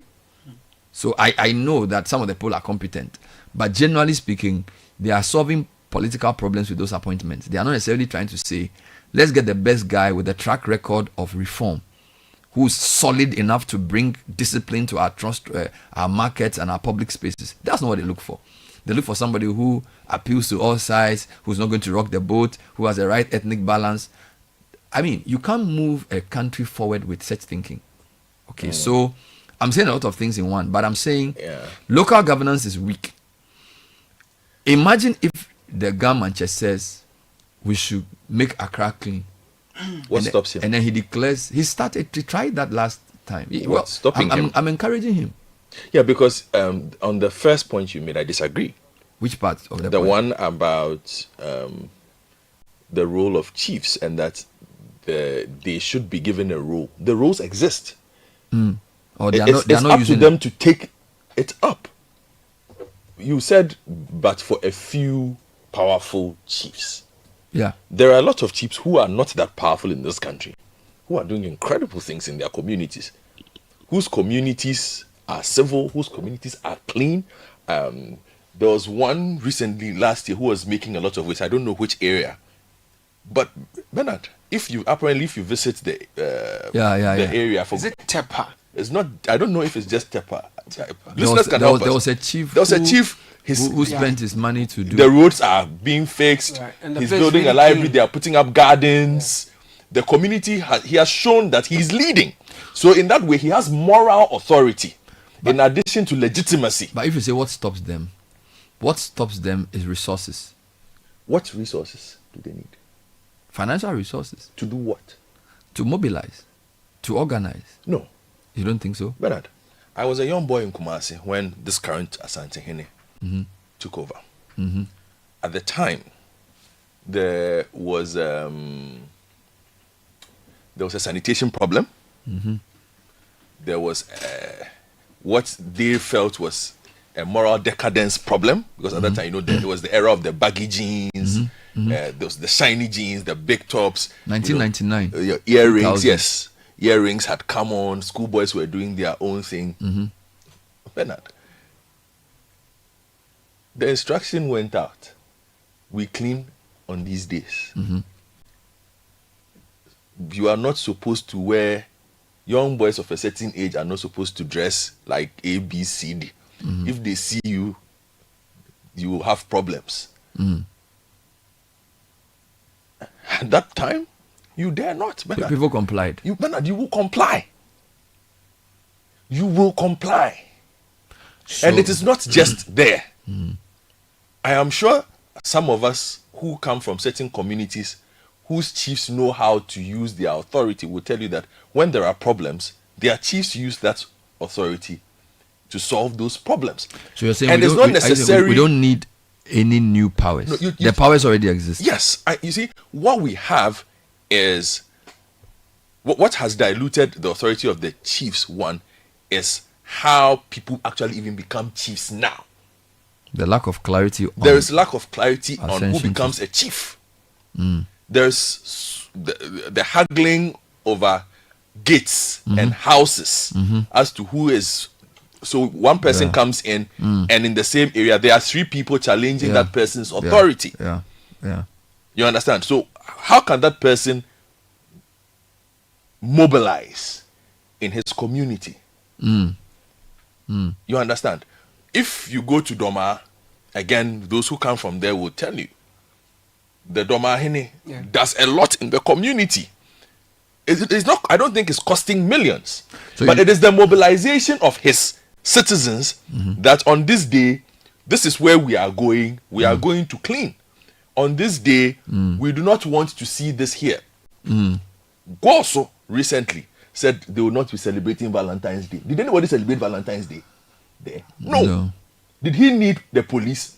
What he needed was a show of his traditional authority. So traditional executioners were seen marching in town. They don't really have legal policing powers. Somebody could actually meet them and challenge them and say, Master, who are you? But people respect the fact that the chief has said that for this period, this is what we do. So I think that we don't need new roles assigned to the chiefs. There is more than enough space for them, if they are legitimate, to mobilize, to keep their let me read clean. Let me read what Dr. Dufour is saying. The story is in graphic page 13, Samododu. Statesman Dr. Kwabna Dufour has called for the reintegration of chiefs into the country's governance system, arguing that their marginalization has contributed to social and economic decline, especially in rural areas. In his write-up to share perspectives on the issue titled Empowering Our Chiefs, he made a strong case for revitalizing the chieftaincy institution to strengthen national unity and drive local development. Historically, chiefs played a crucial role in local governance, security, and land management. Before colonial rule, they were at the heart of the community affairs, acting as mediators and custodians of law and order. However, the 92 Constitution significantly reduced their influence, limiting their duties to customary affairs. Dr. Dufour, a former governor of the Bank of Ghana and former Minister of Finance, stated that the shift had weakened the chieftaincy institution, leading to social disintegration. Our chiefs, once the backbone of our governance structure, have been sidelined, leaving communities vulnerable to lawlessness, rural exodus, and moral decay, he stated. With chiefs lacking financial support, he said many had been unable to address key developmental challenges in their areas. To address such challenges, Dr. Dufour proposed a renewed partnership between chiefs and the government. He advocated the allocation of 20% of local revenue to traditional authorities to fund development projects, arguing that empowering chiefs would lead to stronger rural economies, improved education, and better infrastructure. Yes. If we give our chiefs the necessary resources and authority, they will be able to combat pressing issues like illegal mining, youth unemployment, and rural poverty, he stated. He believes that chiefs, being deeply rooted in their communities, are better positioned to oversee local development effectively. Dr. Dufour, who is also a founder of the Institute for Fiscal Studies, Ghana, called for policy and legislative reforms to restore the authority of chiefs in governance. He suggested an integration plan that would allow chiefs to actively participate in policy implementation and collaborate with faith leaders, local government, and development agencies. The economist and entrepreneur also emphasized the importance of cultural preservation, warning that sidelining traditional institutions weaken Ghana's national identity. A nation that abandons its tradition loses its soul. Our chieftaincy institution is not just a relic of the past, it's the pillar of our heritage and governance. He outlined a clear vision of a restructured governance model where chiefs would not only be empowered but also be accountable. By restoring their influence, he believes the country could bridge governance gaps, reduce Accra's over-concentration, and bring life back to rural communities. Quote, empowering our chiefs is not just about nostalgia, it's about creating a stronger, more balanced nation. When our traditional leaders are given the tools to lead, Ghana prospers, he said. His call for action urges policymakers to reconsider the role of traditional leaders in governance, emphasizing that chieftaincy was not just a relic of the past, but a vital institution for Ghana's future. Let me ask you a question, Bernard, again. So that was Dr. Dufour, yes. Which part of Accra can you build without the permission of the chief in your area? But that's passive, not active. You think you can build?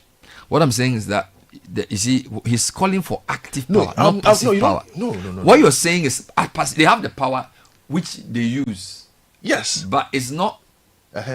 So the person can tell you can't build here until you have satisfied certain requirements. Not directly. Not directly. Bernard. Not directly. Bernard, when you are putting up your house and they come and they say you have to pay the building fee, you tell them you pay. Yeah, but that's not the same as. You see, he's talking about a structured.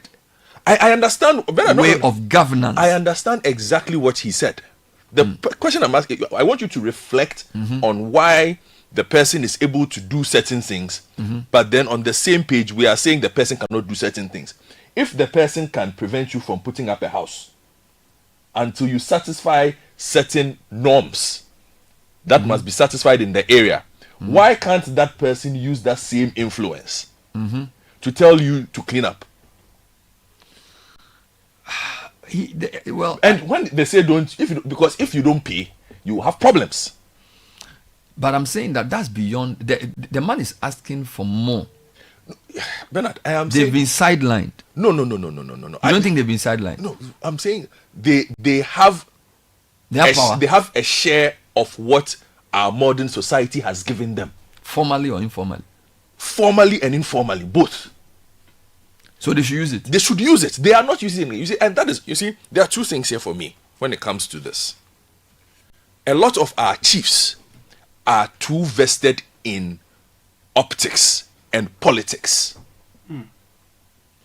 without doing their job. So a lot of them have come to the conclusion that the only way they can be relevant is with political alignments. So rather than looking for societal or area alliances, they feel that the only way I can get actual power as a chief is to court the influence of the center. Wow. So we have a house of chiefs we have governments who buy cars for chiefs. Yeah. Bernard. They are even now promising, the Minister of Local Government is even promising a stipend for chiefs. Ask anybody. You didn't think that's a good idea? No, I'm coming. I'm going to tell you. Anybody who comes from Akwemu to tell you about the late Kwafu Akuto, the former paramount chief of the area, when he was there, and his relationship with, at the time, Jerry Rawlings.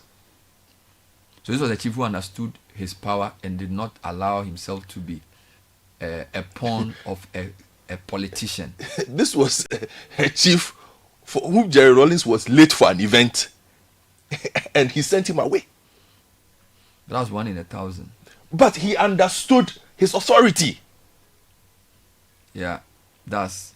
So you're saying that instead of asking us to integrate them into the governance, the chiefs should reassert themselves based on authority they already have that they are not using. They are not using. Again, I make the point to you. Okay. So when so you think politics is the problem? You see the optics and the politics. Hold on. When the people moved to Agbobloshi, sorry, Kantamanto, what did the Gbese chief do? He actually said they should not go there. Yes. But did they listen? No. He said the area had been purchased for A, B, C, D. Right? Yeah. And so you cannot go there until certain things have been fulfilled. He spoke about it. Yeah. Did he talk to the police about it? Hold on, too. But politicians went there to give the people donations. So whilst the chief spoke, the politicians went to give roofing sheets. Hold on. So that's the problem. No. But if the chief of Gbese, or the Gbese manager, which is now a paramountcy, had decided at that point that he will mobilize the resources, the traditional resources of Gbese, to say, you cannot occupy this place. Because sometimes it's not just the people. Sometimes all you do is you get there and you see the red calico there. And they tell you that you cannot come here. There's a regional minister and there's also a mayor of some sort. No, the day you spoke to the PRO, we understood the problem. So you're because between that place, there are 3 or 4 municipalities running through. So you believe that he could have gone further? If he wanted to. He could have gone further to... Maybe he was using respectful self-restraint. Yes. Because he didn't want to create a problem where there will be 2 or 3 authorities on the same issue. True. But he sounded the alarm through the media and hoped that reasonable people will listen. Yes, but he could have been persistent with it. Could he not have? Possibly. Exactly. So imagine if I don't like doing comparisons, but if the situation were reversed in a different place, and but you also need to understand that Accra has suffered. So I get it. Having the capital in Accra makes it more difficult for chiefs in this space to assert themselves because of the urbanization, the commercial interests, the heavy concentration of political power in Accra. It reduces their ability to assert themselves, which is why I think this government is doing pretty well in terms of sort of drawing attention back to the importance of the institution. So the regional capital may not be the best place to use, but let's take Central Region or Volta Region, for example. Are you saying that the chiefs have enough power to... They don't have resources. Let me give you an example. Okay. During the Volta flooding, yes, Akosombo Dam spillage, the place was overrun. When we went to some communities, the chiefs were happy to meet us. Yes. Because they didn't have resources to give to the people. Yes. In fact, we got to a particular town around 11 p.m. I was with Richard Sky. And the chief said they had been sitting since 8, waiting for us. And that they were so happy that we had mobilized from Accra to come and help his people. Yes. So when we got there, they prayed for us, and then they did their greetings, and then he received the items on behalf of the people. So imagine if he had the resources. He would have not. He didn't have needed meat for come from Accra. No, no matter what. In that instance, that you need the center. But imagine this also: the speed with which the things you did there were done. Would it have been possible without the chiefs? Oh, to be honest with you, it was by way of courtesy. Because you see, the area is so vast, and there's no central authority in the 18 districts that we did this intervention. So it starts all the way from what do you call it? In fact, it started all the way from the Buipe down to Ketu South. So in some communities, we didn't even meet the chiefs. In some communities, just meet the assemblyman. But yes, in a lot of the communities, the chiefs... No, I'm talking about the places where you met the chiefs. That's what I'm talking about. No. Everywhere we went, the chiefs had to be there. So for any formal event you go, if the chief is not there, you can't do it. And I'm saying that you don't think that the authority of the chiefs in land acquisition, in free flow of the work, in availability of a certain kind of labor for a certain period, that perhaps at a certain rate Or you don't think traditional authority influenced those things? It did. They were very important. Yes, that's the point I'm making to you. Because if they had also decided to put the standard impediments in your way, in fact, in one community, you would not have made that move. In one community where we struggled, I can say there was I won't say there was a disagreement between the traditional authorities, and therefore we couldn't proceed because there were two views on what to be done and where to situate it. And it affected the project till today. Yes. So you're right. But I don't know. Again, last year when we were talking Galamsey, there was a queen mother.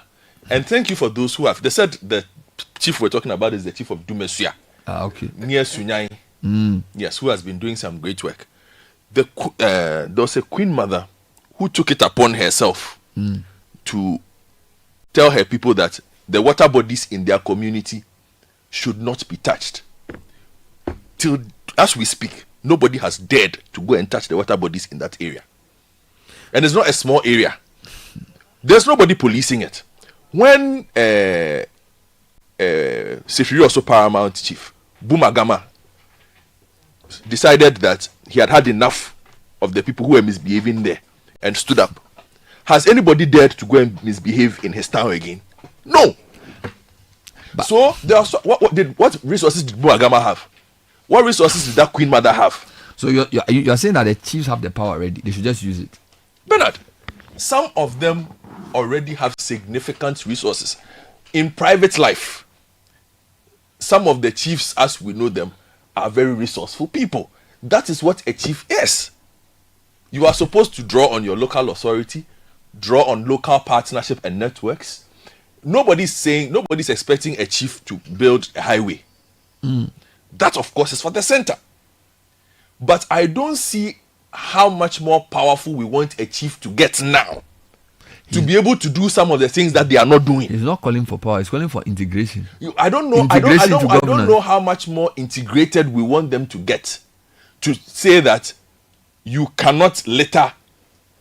So what does the chief of Kaneshie need to say that? Because if today there were to be a funeral, a royal funeral in Kaneshie, and they said we should do a cleanup, they will issue an edict that you can't come to the market on this day. They dare not set foot there. They can even say we should do cleanup the day before, and they will do it. No, I'm just saying that they will even issue an edict and tell you that no selling on this day because we are doing this. What resources will be used to police that edict? I get your point. But everybody in Kaneshie will obey. So they should be more proactive. Yes. Without being, don't you think they sometimes they may feel like they are usurping the authority of the formal government institution, like the regional minister or the local government minister or the. Which is why I spoke about networking. You must always have a good relationship, but it doesn't mean give your power away, and it doesn't also mean let them usurp yours. Fair enough. So that was shut down quite quickly. I'm not shutting it down. 2 minutes past 8. Okay, let me look for another thing to bring up because this one I didn't fly.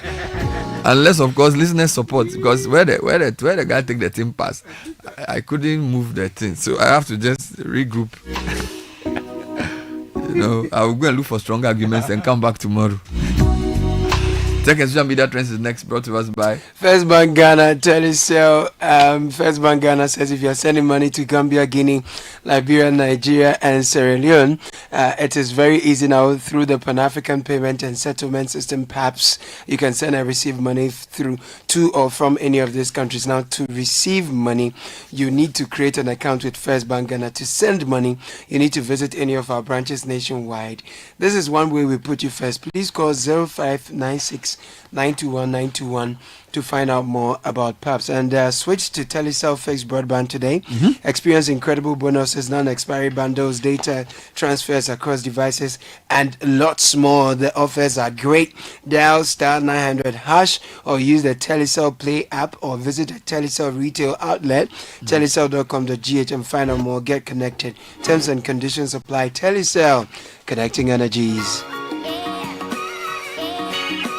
Mr. Graham is joining us with the segment. Good morning. Good morning. What's happening? Well, there's a lot of trends, so I'll start with the ones related to our great nation. So, DDEP and the sinking fund are trending, of course. after the announcement by the president that they would try and pay domestic bondholders using the sinking fund, a lot of people are very excited and feel like they are finally getting their money back. And comedian Michael Blackson said that he is now an NDC member because he's been trying to get his money for a long time. So he lost $1.2 million. Yeah, and he thinks that his money is coming back. So he says he's now an NDC member officially. That they should send him a membership card. He's ready for them. So I think a lot of people are talking about that. And okay, is he still in Ghana? I don't even know. Because he's trended a bit. He says he lost some money. Yeah, that he was planning to use the interest to pay for his school and blah blah blah. So he wasn't. Okay. Yeah. So Michael Blackson. Yeah, Blackson. Is he Ghanaian? Yeah. Okay. Yeah. I actually saw him perform once in Ghana. Is he funny? I don't think he'll be funny. I don't think Ghanaians find him funny.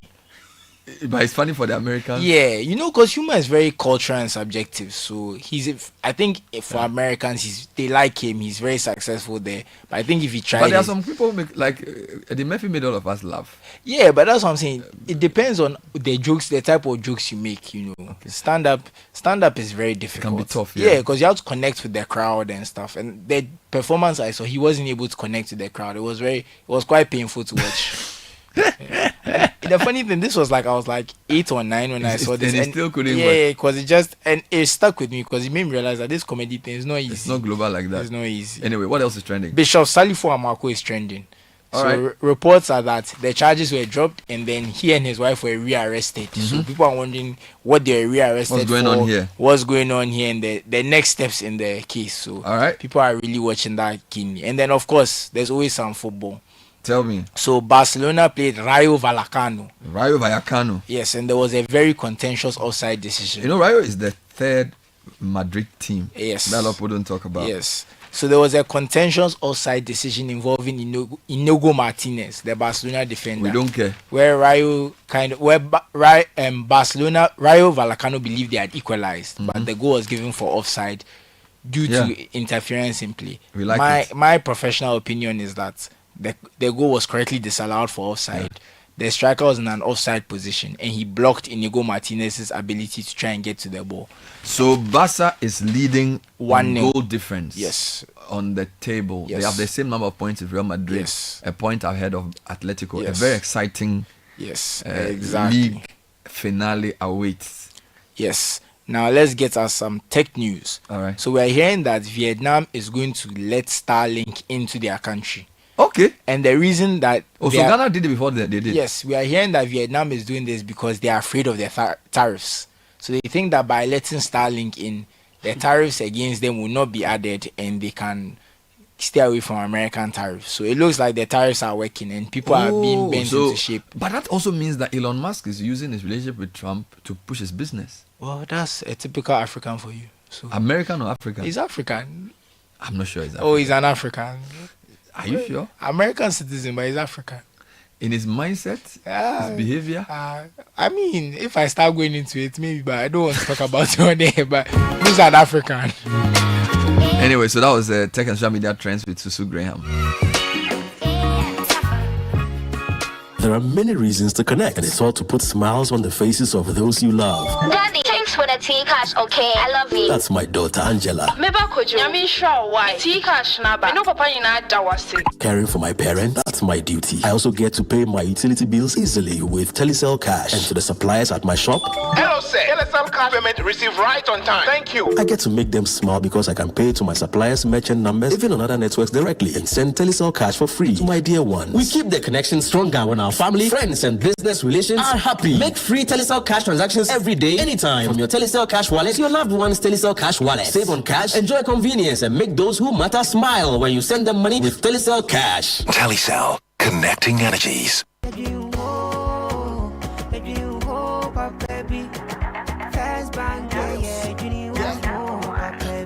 looking for a bank to rely on? Let me give you a shoulder to lie on. Wouldn't we say to bank baby? No lie, only one place where I get my eye on. Make I introduce you all to First Bank, the best services in the world, first rank. Customer service, everything is well planned. I make music, I travel, I sell land. They be my reserve tank. Cause every time I know my money's safe. Universal banking ain't in me here on the date. I'm a busy person, me no need time to wait. Niger to Spain, even when I'm in the States. Mashing me blue shirt. They tell me office a chilly, but who cares? Cause I bank with the best. I'm lucky, I'm too blessed. When it comes to first bank, it's too west. Everything is you first. Nobody feed do I'm like us. Do I'm like us. First bank we treat you first. Treat you first. Somebody see yeah. Think about you first. Think about you first. You first. First Bank. Join the conversation on the City Breakfast Show on Facebook at facebook.com/City97.3, Twitter at twitter.com/City973, and Instagram at instagram.com/City973 with the hashtag CityCBS.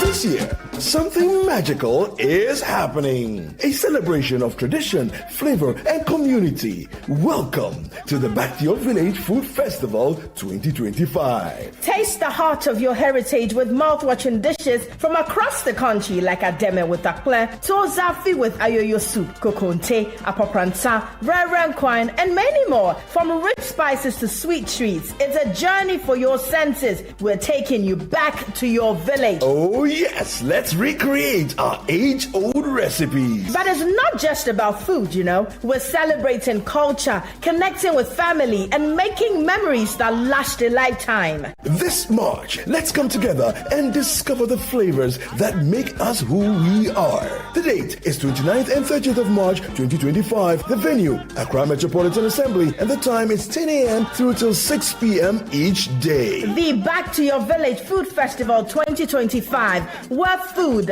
fun, and tradition meet. See you there. Interested vendors should call 0558-973-973 or 0205-973-973 to register. The Back to Your Village Food Festival 2025 is powered by Channel 1 TV with support from 97.3 City FM.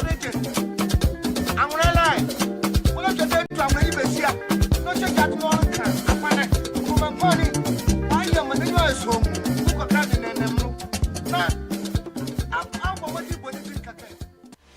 Fly Emirates from Accra to Dubai and beyond and start your holiday on board. Enjoy complimentary food and drink. Explore up to 6,500 channels of entertainment, including live sport. Stay connected with onboard Wi-Fi and relax in comfort with world-class service all the way. You get so much more in Emirates economy. Book your next getaway at emirates.com. Fly Emirates. Fly better. Did you know that worms take away nutrients from the food you eat? Just listen to them.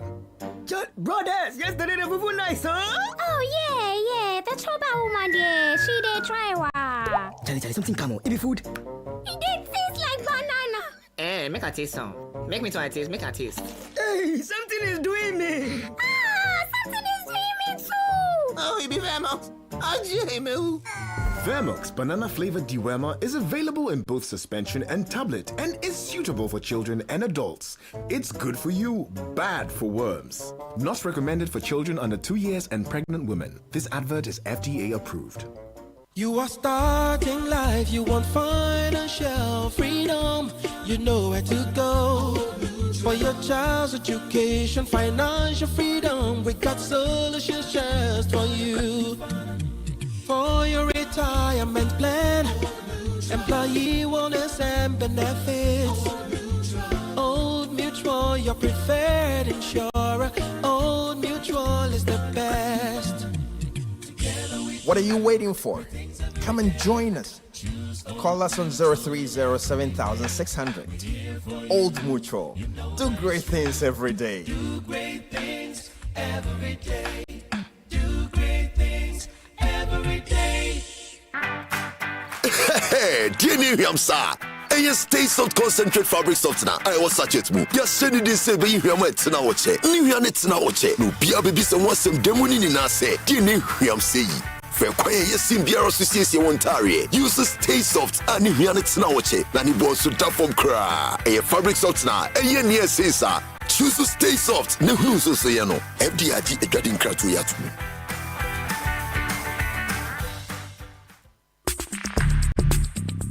Join the conversation on the City Breakfast Show on Facebook at facebook.com/City97.3, Twitter at twitter.com/City973, and Instagram at instagram.com/City973 with the hashtag CityCBS. This is the City Breakfast Show, the city's biggest conversation.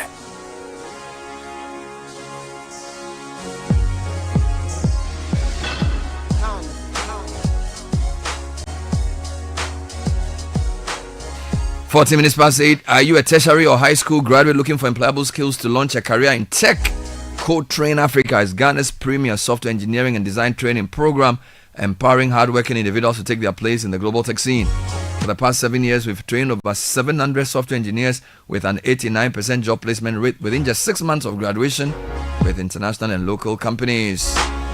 We offer 2-year professional training program in software engineering and UX design, in-person training at our East Legon campus, and in interactive virtual options for students outside Accra. Log on to codetrainafrica.com or call 054-579-2397 to get started. Join Code Train Africa, your pathway to a high-paying tech job. Volkswagen wants to be part of every moment in your life with you when you start your family, when you arrive for important social gatherings, when hastening to resolve an emergency at work or home, or when you receive that big idea during rush hours in the city. The new Terramount will carry all your special moments in its renowned spacious 7-seater 3.6-liter V6 engine, producing a maximum power of 280 horsepower. Be sure you will work at home and work quicker than expected. Selling at only 712,000 CDs. Call 025-795-6688. We also have the Virtus, the T-Cross, the T1, the Allspace, and other of our very, very exciting VW brand. Volkswagen, rise and thrive. Terms and conditions apply. Financial freedom, peace of mind, smooth retirement planning are all necessary phrases, right?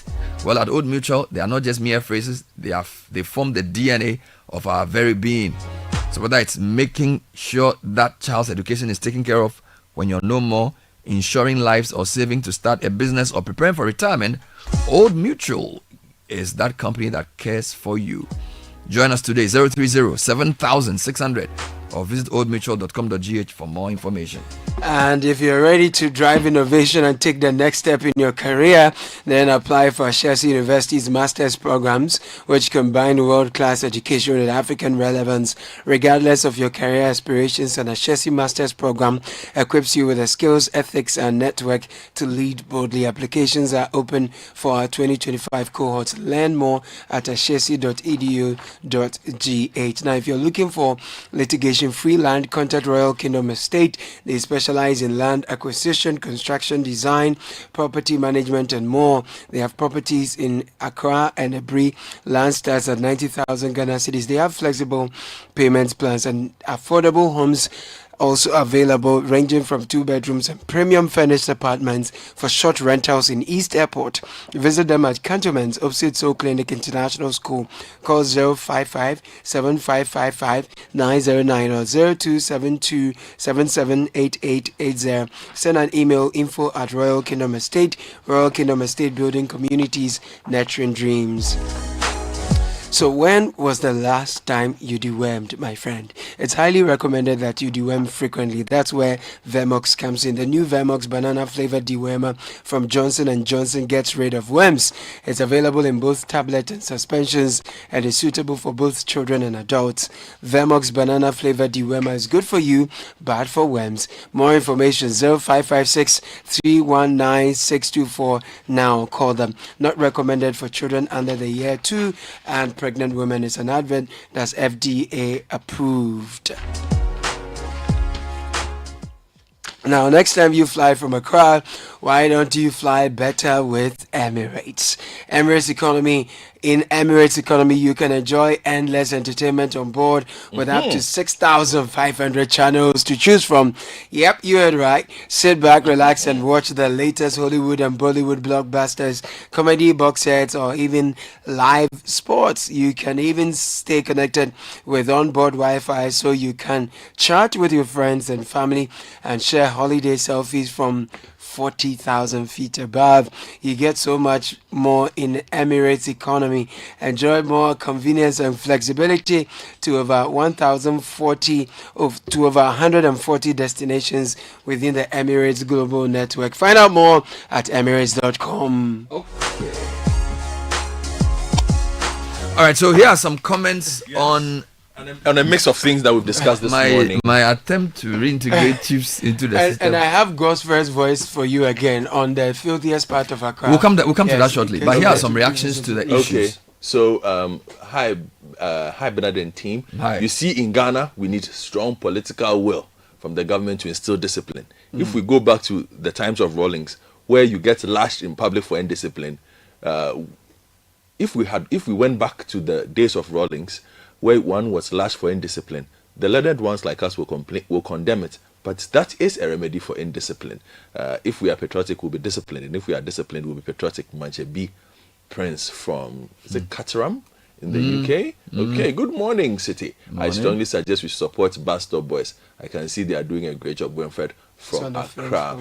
The thing about Bus Stop Boys that I want to talk about, my comment on the Bus Stop Boys, the whole concept is, you see, everybody seems to think the Bus Stop Boys is supposed to be everybody. They are volunteers. So when you say we should support the Bus Stop Boys, join them rather. Because it's not like just 3 or 4 guys. The Bus Stop Boys is not it's not a company. It's a concept. It's a and I don't agree with it as well, because it's just filling a gap left there by people we pay to do work. But that's another day. Bernard, what's your guy saying? I just want to say I'm glad Godfrey said it. I didn't want to say it, but it's good he said it. Bernard, what your guy is saying is true. These are the beggars from Niger and their children. They sleep, bath, and do a lot of unsightly things there. Bernard, what Godfrey is saying is 100% true. As early as 5 a.m., they are there bathing. Bernard, you shock? Bernard, you shock?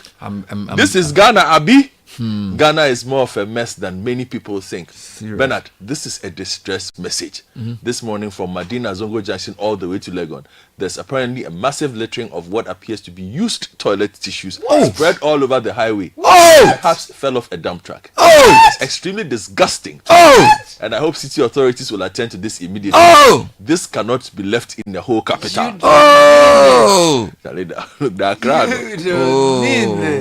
Man. What's the Greater Accra Regional Minister's name again? Madam Oklu.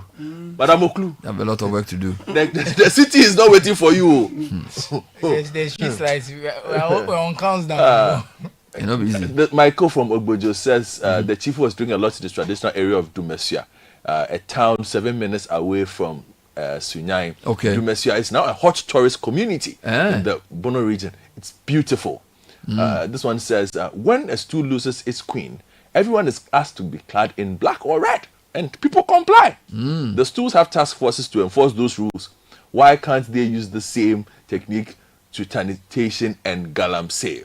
Because the interest in galamsey are strong and they have money, so sometimes it's difficult. Fred from Airport has an interesting suggestion. Talk to me. Says Bernard, that MP's common fund thing. That's what he said. That MP's common fund thing should be given to the chiefs. Simple. He solved the problem, according to Fred. Will it solve the problem or create more problems? That's what he's saying. We should bring back chieftaincy as a viable alternative to our democratic institutions dominated by political parties. Perhaps as another house in a bicameral system. Too much money and power is concentrated in the political parties. We should diffuse it. Jojo from Lash. But even House of Chiefs elections sometimes, Charlie, the way things are moving before things are moving. You didn't think that the chiefs are not political because they say they are not political. Council of State election, people are fighting. It has a lot of chiefs on it too. Yeah. Charlie, so it's not I think the human being has the problem. It's not whether he's wearing a traditional attire or wearing a suit. Or that is when a lawyer could. The problem is wrong with the Ghanaian man. Why we are assuming that these people are non-political before they get their job? Are they going to stay neutral? No, the role doesn't allow them to do some things. Yes. Yeah, but once you put them in a certain situation, those considerations will come. Because if they are supposed to vote on legislation and stuff, and they have a party loyalty, it will start to affect their decision making. Let me give you more messages. Bernard Kafui from Kaswa says, good morning. Morning. The power of the chiefs in controlling their jurisdiction comes to mind when the Asante Henne's mother's funeral was due. The question is, if a chief can tell a region to stay home for a funeral and everyone obeys, why can't the same power be used for sanitation, for instance? Good question. The Queen Mother of Atuna, I hope I'm pronouncing that right, of Atuna in the Bono region, cautioned galamseyers against setting foot on her lands and river bodies. Nobody has dared go there now, as we speak. Okay? They're not worried. The first says, Bernard, I disagree with my brother saying that chiefs align themselves with politicians just to gain relevance and popularity. They rather align themselves just to access financial support for themselves and their community. Chiefs wield power, all right, but they have no funds to support the power. That's also a point. Good morning, Bernard. I signed with Dr. Dufour. I still remember with nostalgia how my grandfather, the late Togui Afede, from the Demechovu clan, had a great influence on the small community. Till date, his legacy still lives on. I believe chiefs can really do a lot in our community. Jones, Bernard, from in the lead up to political campaigns, when political figures go to various constituencies, who do they usually call on first? The traditional authority. Why is that so? Because they wield the power. And they have influence there. So they should use it, man. They have moral authority, Bernard. Yes. I mean, when there's a study here, you're looking, a lot of people actually go to chiefs to settle disputes. True. And chiefs do a lot of arbitration at the local level. Correct. Over there. If you want to get land, like Godfred earlier intimated, chiefs are very critical or integral in that particular process. So the chiefs have a very important role to play. And I think that in the minds of every Ghanaian, we must all be aware of how critical the chiefs are. In fact, if you come to, I'll give you an example, right? In the Church of Pentecost, for example, there's a whole ministry set up for chiefs. Because for a long time, people assume in their minds that, as for chieftaincy and activities relating to tradition and all those kinds of things, they are whatever people assume. Exactly. And the position is that these are people who wield influence on communities and their decisions matter in the lives of the people. They so introduce them to your faith and let them also live their faith in the dispensation of the job they play. So there's a research here that was conducted by university in Germany, right? Okay. So I just want to refer to. So this is Johannes Gutenberg University, and they're looking at chieftaincy and development in Ghana, from political intermediaries to neo-traditional development brokers. Mercy. From political intermediaries to neo-traditional development brokers. So it gives you, I'll give you some details. It says that, so there's a comparison between the chief and the MP. Who do you think takes care more of your well-being? That's a good question. Who encourages more participation in public affairs? Good question. Who is more important to your everyday life? Very important question. Who needs the consent of the people more often? And who is more trustworthy? Who is more powerful? Between there, I'll choose my chief. Exactly. and that's repeat the question. Who takes more care of your well-being? My chief or my MP? Between your chief and your MP. For school fees, the MP, for some people. The second question. Okay, so who encourages more participation in public affairs? More participation. For funerals is communal. the chief, or the MP voting. Why funerals the chief? They're important. Continue. You're asking question, I'm answering. Next question. Who is more important in your everyday life? It depends. Yeah. It depends on where I am, what I'm doing. So I'm not sure. Which is the next one? Yeah. So who needs the consent of the people more often? This was the MP. The MP. Yes. The chief there, the MP needs consent. Otherwise, Charlie. Between the chief and the MP, who is more trustworthy? My chief. Afrobarometer tells you the chief. Yeah. And who is more powerful?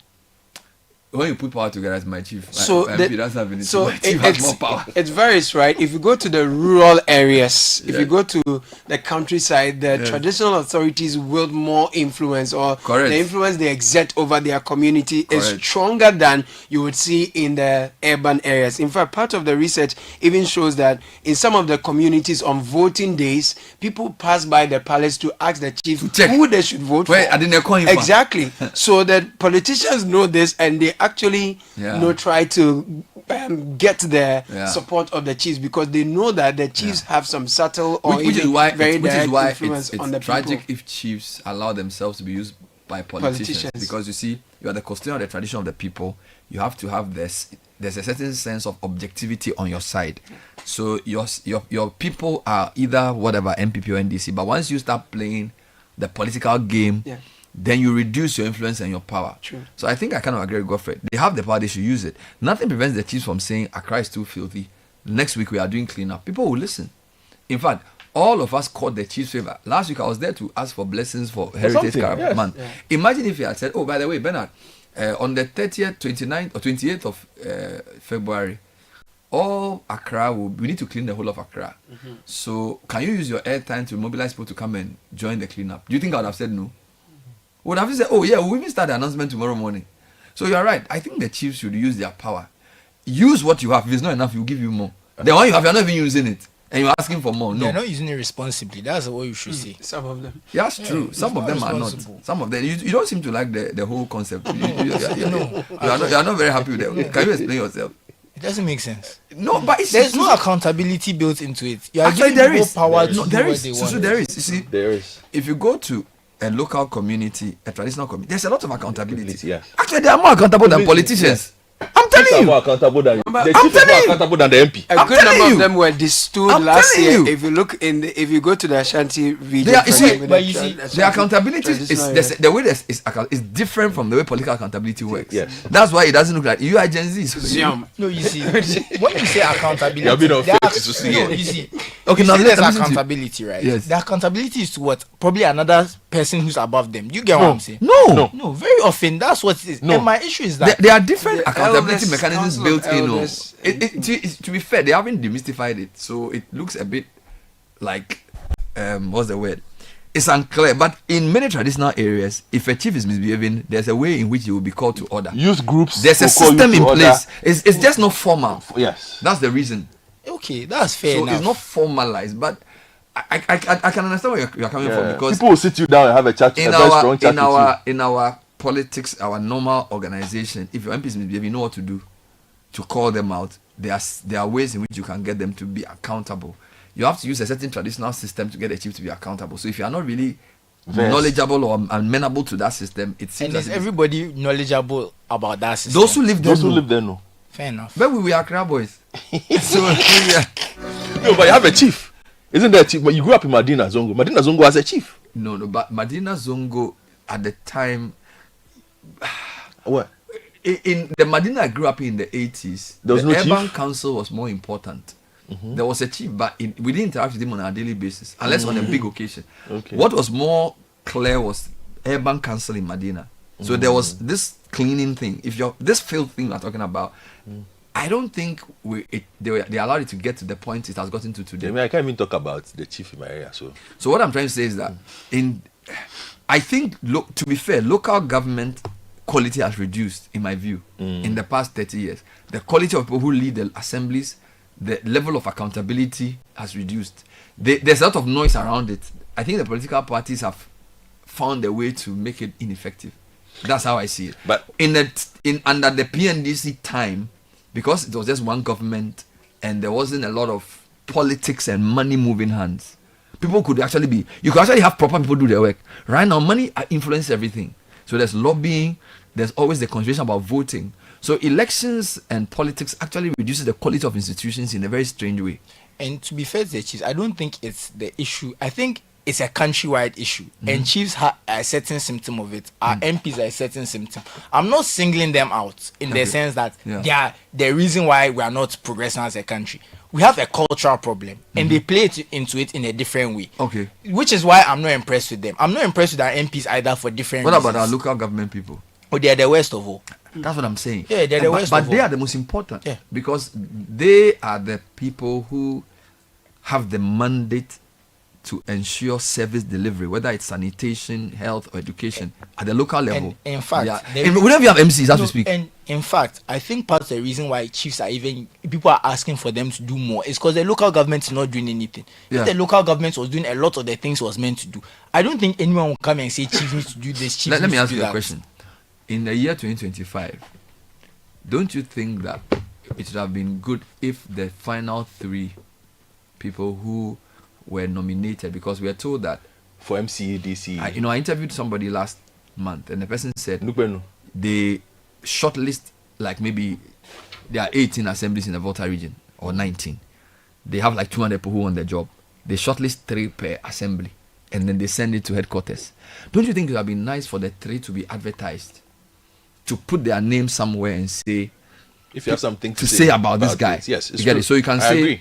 let me give you an example. So let's say South Tong, which is where we went to do our relief work. These are the 3 people who have been nominated for South Tong: Godfred Akotobu, Afususu Graham, and Caleb Kuda.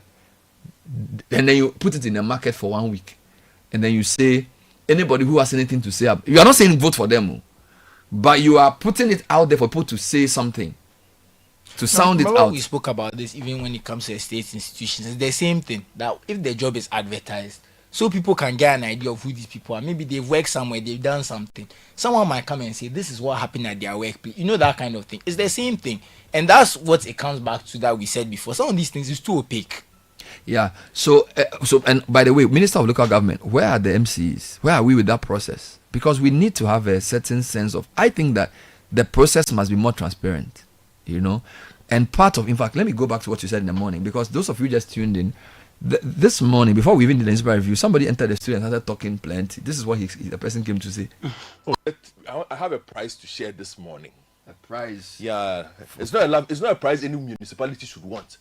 But I have firmly concluded that the municipalities that share Royal House, Kaneshie, Abusi Okai, they are the 3 filthiest municipalities in Accra. Hey, what research did you do?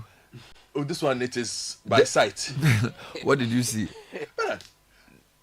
Just take a drive through that. Just you don't have to use anywhere else. Just drive around the new roundabout. Just don't even enter Kaneshie. Just do roundabout. Just a roundabout. Yeah, just do the new roundabout and come back. There's filth there. But it's not. I can understand. This new roundabout that they are now decorating. But people be Jare.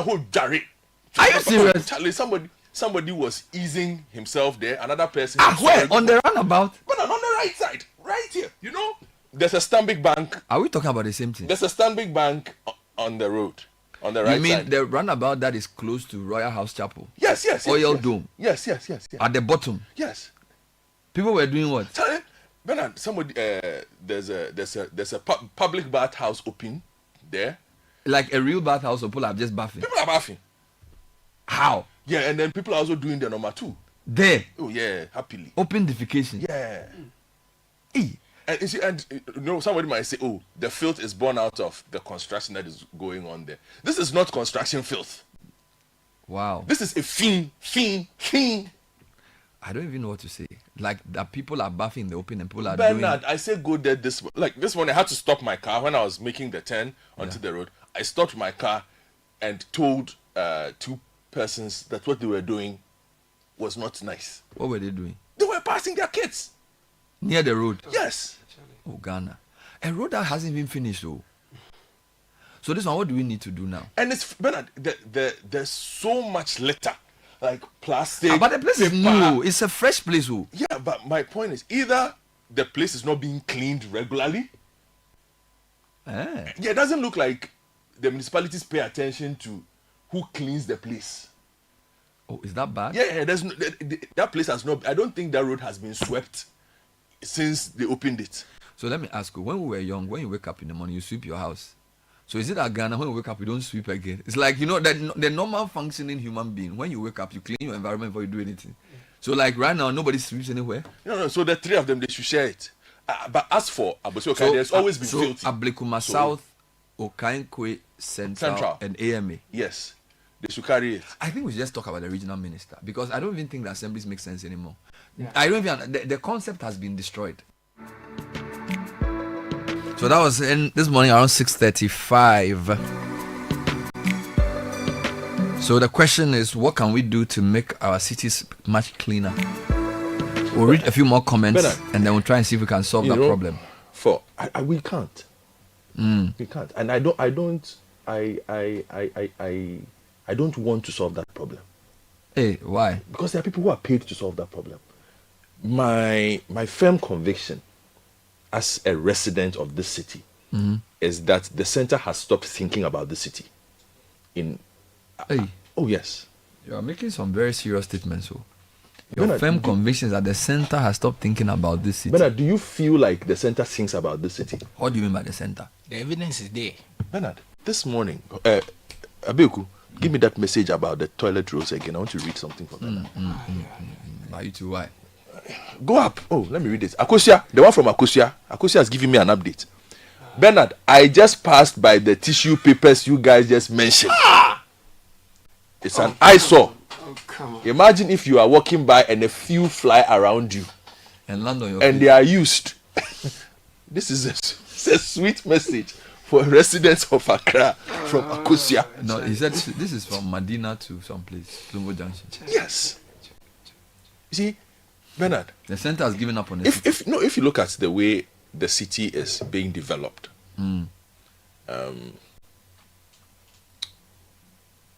the construction that is coming up, the way the city is being planned, the filth, the brazenness of people when it comes to just disobeying the law in Accra. Do you feel like you live in a city that is thinking about itself? I don't know. Yeah, you see, which is why, again, I'm speaking for myself. You see, Accra has expanded very quickly. Yes. To the outskirts, because a lot of people got tired of living. It used to be a point of pride back in the day to live in central Accra. No, it's not. Now nobody wants to live here. Nobody wants to live here. And it's all because of the filth.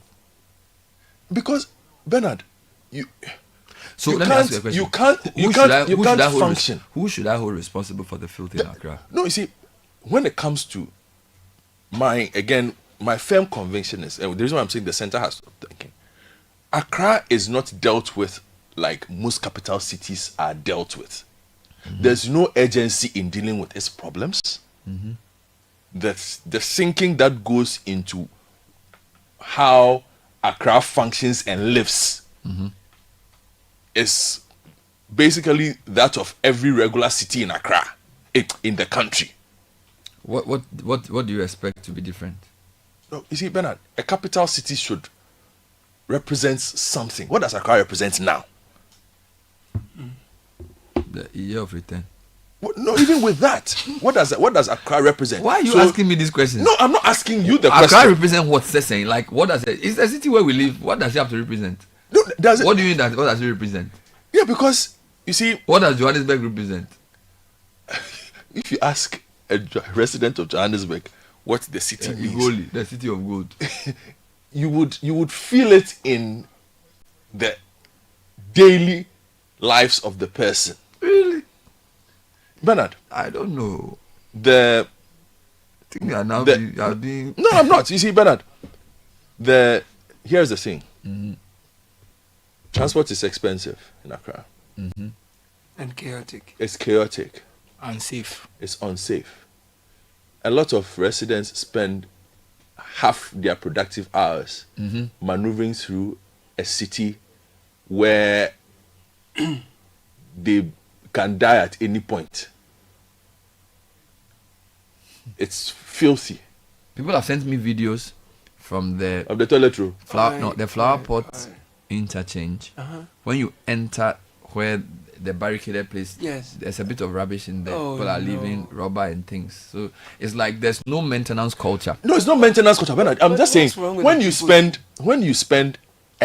go and borrow somebody's money to construct an interchange, the least you can do is to maintain it. Yeah. You see, because if you recall, we had a conversation with the engineer in charge last year when they were putting up Obechebi. And we asked them that in designing even the project, did they take into cognizance the fact that it is one of the busiest commercial areas in the country? So, for instance, you've built an interchange. As a resident of Accra, I expect that once I get over that thing, it should take me maybe a minute to cross through Pamprum, through Kaneshi, and get to First Light. Right? Kaneshi alone can take me 7 or 8 minutes. Why? because the interchange, let's assume it's a 3-lane. Two of those lanes are markets. It's true. You've gone to collect $200 million from somebody's government to put up a road of which cars can use only 1 lane. Yeah. Doesn't make sense. 2 lanes of it belong to the market folk. So you can't enforce even the way the road should be used. There are indiscriminate transport stations. Yeah. Everywhere. Yeah. Both sides. When it rains, when people cook, they pour the water on the road. They bathe their children near the road. On the opposite side is the largest second-hand car, whatever, in Accra. Spare parts. On the other side used to be Abu Blushi. There's also a former e-waste market, e-waste dump site. What was the plan for dealing with mobility around that? And around that, when you are spending 200, you see, it's not just the road that we want. After putting up the road, a lot of things should be impacted. Yes. But we just put up the road and we walk away. We didn't even finish putting up the road. So I ask myself, is the capital thinking about itself? I don't live in Kumasi. I live in Accra. Even the road that leads to the road is very bad. It's bad. I live in Accra. So sometimes... So drive through traffic. You know what's even funny? What's even... Sorry, look at you. So you are from Circle going to Kolebu. You will drive nicely from Circle. Then you get no traffic. And then you go over the Obeche Belamte. And then you enter a completely atrocious road. So... on the same stretch. And I keep asking myself, you see, most of the time when we ask these questions, people tend to think, oh, you are being a snob or you are being this. No. There are certain things when you drive through a capital, you should not see. There are certain things where you drive through parts of a major city. It should happen for you naturally. Let me ask you a question. Are we fighting inefficient leadership or the mindset of people? Which is the bigger problem? Is it the way the people think in the country that is making this difficult, or is just bad leadership at the city level? Think about it carefully. Let me ask you to think too. Is it inefficient leadership? I'm ready, so when Godfrey is done. Or the mindset of people and the way they behave? Which one is a bigger problem in this situation you've just described? Bernard, the problems of Accra, there's a beautiful document, Mohammed Echesoa, former mayor of Accra. Yeah, Resilient City. Bernard. Beautiful. He has a lot of, I did not know he had written so much on Accra. I've taken my cap off for him. Although he couldn't do much then. And then he was giving only one term. Yes. And then they bought him. But if you read the work he did on Accra as a city and what needs to be done and what its problems are, and then you look at the city we live in, and you ask yourself, that time you're talking about mobility. You did a full show on mobility because you are like you will not allow any minister to come and not think about it.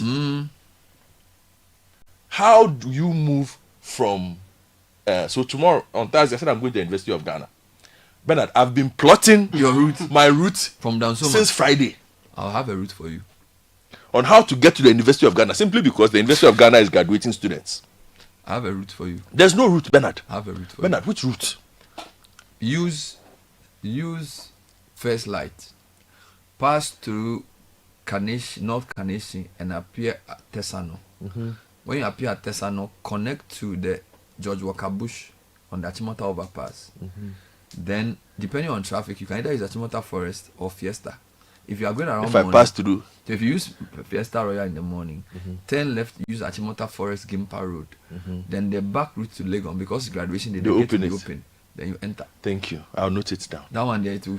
If you use the Tekwasi, but now that you said it, everyone will pass there. No, you can't. Not everybody has this problem. Not everybody is going there. So is it a mindset or a leadership problem? No, Do you know what I'm asking? It's bad leadership. No, let's think about it carefully. Bernard, do you know why I think it's more than bad leadership? It's bad leadership. Hold on. You see, I think sometimes the way we think is what makes us even tolerate the bad leadership. So the mindset of the Ghanaian in relation to cleanliness. Look, there are places you go, if you drop something, somebody will pick it up. Because the mindset of the police is that we can't make this place filthy. But here, the mindset is only about me. I don't care about what happens to anybody else. So we are not even communal in our thinking. We claim to be communal as traditional African society, but we are very individualistic. All right. So we solve collective problems individually, and we've heard this before. There's no water in the estate. Everybody goes to buy a polytank. They don't come together and say, let's contribute for easy water to come. There's no. Do you understand? So I think that the reason we are suffering from the filth and the inefficiency at local level is that we are short-termist in our thinking, we are selfish in our thinking, and we are not progressive in our thinking. So we only think about today. We don't plan ahead. We are not collectivists. So go to a typical community who maybe there's a problem with a road in front of them. They are supposed to contribute to do something. They don't do it. They are supposed to contribute to bring water to the area. They'll say, me, I don't do it. Everybody will go and see somebody and do his own thing. Very rarely, Ghanaians are not very communal in behavior. Go to a typical estate, gated estate, and ask, how do they deal with collective problems? Everybody wants to solve it on their own. Now, such a mindset is not amenable for progress. You get it? In some places, I've seen a video yesterday on my phone. Somebody in Japan, they say somebody left something, somebody takes it. You take those things for granted. Those are the things that determine the destiny of a nation. We are too selfish, we are too short-termist, we are too individualistic. We cannot progress. I do know that leadership is an issue, but it's the mindset that chooses that type of leadership. So even at the local level, MCA comes, what do you say to him? What kind of person becomes your MC? What kind of feedback do you give him? Everybody wants to pick the MC's number so he can give his child scholarship. Nobody wants to tell the MC that, Charlie, what you are doing is wrong. Everybody wants favor, personal favor from the leader. So the leader comes to a church, he sits in the front seat. Then when he finishes, the pastor will take his number and text him and say, Charlie, I need scholarship for UCC for my daughter. Is that why he came to your church? It's the mindset. So the leader believes that his job is to sort out one or two people and do anything he wants. His job is not to come and make sure that he uses the resources equitably and fairly. Because the people who have been given power, media people, pastors, and all these people are not seeing their role as checking the guy. They are seeing their access to the guy as an opportunity for me to get my own thing. So we fail the people. It's the mindset. If you said, I'm a preacher today, you are in my church, today I will finish you. Next time he's coming to my church, you think carefully. But you are using your position for personal gain. I think that's the bigger problem. So a leader will only do what the people allow him to do. Okay? In our society, they get away with murder. Why? Because we hail them, hero worship. Hey, if they even come here, sometimes our cameraman was like, hey, minister, hey, minister, hey, minister, hey, it's like minister, hey. That's all they do. Hey, minister, hey, minister, hey. That minister, hey, minister, hey, minister, hey. I don't know. I'm not saying be rude to leaders. So set the ground rules clearly. My job is not to be your friend. I can come and meet you and advise you, but I'm not your advisor. If you do it, I'll say it. Do you understand? I don't need you for anything. I don't need you at my party. I don't need you at my program. You are there to solve problem for the collective. The challenge is that duty bear. And see, I'm saying this to represent we those who have a bit of opportunity. Media is one. Religious leader is another. Traditional leader is a third. All these people, when their duty bearer comes to them, they don't speak truth to power. They don't let them know the reality. They faff around. That's why. So back to the question I asked you. I think until we begin to tolerate less this type of behavior, this acquiescence on the part of citizens, this dereliction of civic duty, the civic duty of a duty, and you see, civic duty is not just the ordinary citizen. You know, a headmaster has power. A market queen has power. Okay. A transport manager has power. A trotro driver has power. You can write in my trotro, in this trotro, you don't litter outside. If I'm in my Trotsky and you throw banana peel outside, I'll stop and you get out. The moment you allow him to throw the banana peel out, you are failing your country because you think that he's just dropping a banana peel out. You have not managed the space that you govern. You can't enter my trotro and be throwing filth outside because he understands leadership. Now, so what am I saying? The individual has no sense of responsibility. He has no sense of self-leadership. He has no sense of country or community or space. It's about me, my family, my relatives, my hometown, that mindset is what is destroying the country. So somebody will be buffing and people will be driving air conditioned cars and watching them, not saying, you even were lucky. You even stopped to say something. Most people don't even care. Most people don't care whether somebody is buffing near the roadside. People are cooking. He just rolls his windscreen listening to jazz music. And he thinks it's better than the guy on the street because he went to Harvard. He doesn't know that he's destroying his country by his silence. He doesn't understand that his job as an educated citizen is to lead people. He doesn't know that he has a duty to the next generation by guarding the resources of the country effectively. So our mindset is failing us, and we are conniving with bad leaders to destroy our future. So I think that the leadership thing is strong, but mindset. Akoto, the Ghanaian mindset is very destructive. Let me. A lot of people are sharing their thoughts on this, so let me just tell you what they are saying, and then I'll hand over to Caleb and Susu. But Madam Oklu, the updates keep coming. The toilet roll updates. Paul from Adenta says, guys, but should he be the regional minister? No, I'm just listening. Doesn't Madina? Wait, are you saying that between? Hold on. See? Between Madina, Zongo Junction, and Firestone, isn't there an assembly? Last week or 2 weeks ago, did I not make this point to you that I did not understand why the absence of the MC and the DC should render all assemblies incompetent, non-functional? Yeah. You didn't mind me. No, I accepted your view. So why are you asking me that question? No, I've accepted your view. Why are you asking me? Because between Madina Zongo Junction, when you go to the I'm calling the minister. See, if I take a truck to Madina Zongo that I want to stand there to do business, they'll say I shouldn't come. Somebody there says he's collecting money. People collect money, don't do the work, and we allow it. We should wake up one morning, go to Madina Urban Council, and go and tell those people that if they don't do their work, we'll chase them out. So then, Madam Oklu, call whoever is in charge of that area. Paul from Adenta says he just also drove by. It's so bad. Tissues flying everywhere. He says, and the thing is, if you don't take care, Charlie, to land on you. Bah! Like that. Good morning. Madina Urban Council is near the market. There are people there who have gone to work today. Come on. They are sitting there working. They haven't heard of the tea roof. The tea roomers. They are doing admin. There are people who plead to be transferred from villages to come to Madina to come and work. They don't do their work. They're not doing their work. Toilet roll is flying there this morning. Emmanuel from Mr. Madrid says, Bernard, as for me, I can't boast of Accra as a capital city. I visited Agbogblosi yesterday for the first time to do some monitoring for ECG. I could not go to work today because I have caught an infection. Wow. The place is horrible. Wow. See? Good morning. He has got an infection where? He went to Agbogblosi yesterday, said he's got an infection, so he couldn't go to work today. Wear your mask, oh. When Sky wear mask, you think it's fully. Wear your mask. Some places have mask allowed. Which is why I was a bit, I'm giving room. But yesterday when I read that the regional minister says she has presented something to the president, awaiting the president's instructions on what to do at Agbogblosi. Yeah, of course. Why? It's a bigger political problem that she can carry. So she doesn't want to carry it? I interviewed the mayor who said if you move one person or two people, it's a normal issue. Once they are more than 5, it's a political issue. No, they are encroachers. So? That place was bare. So? The president should say something.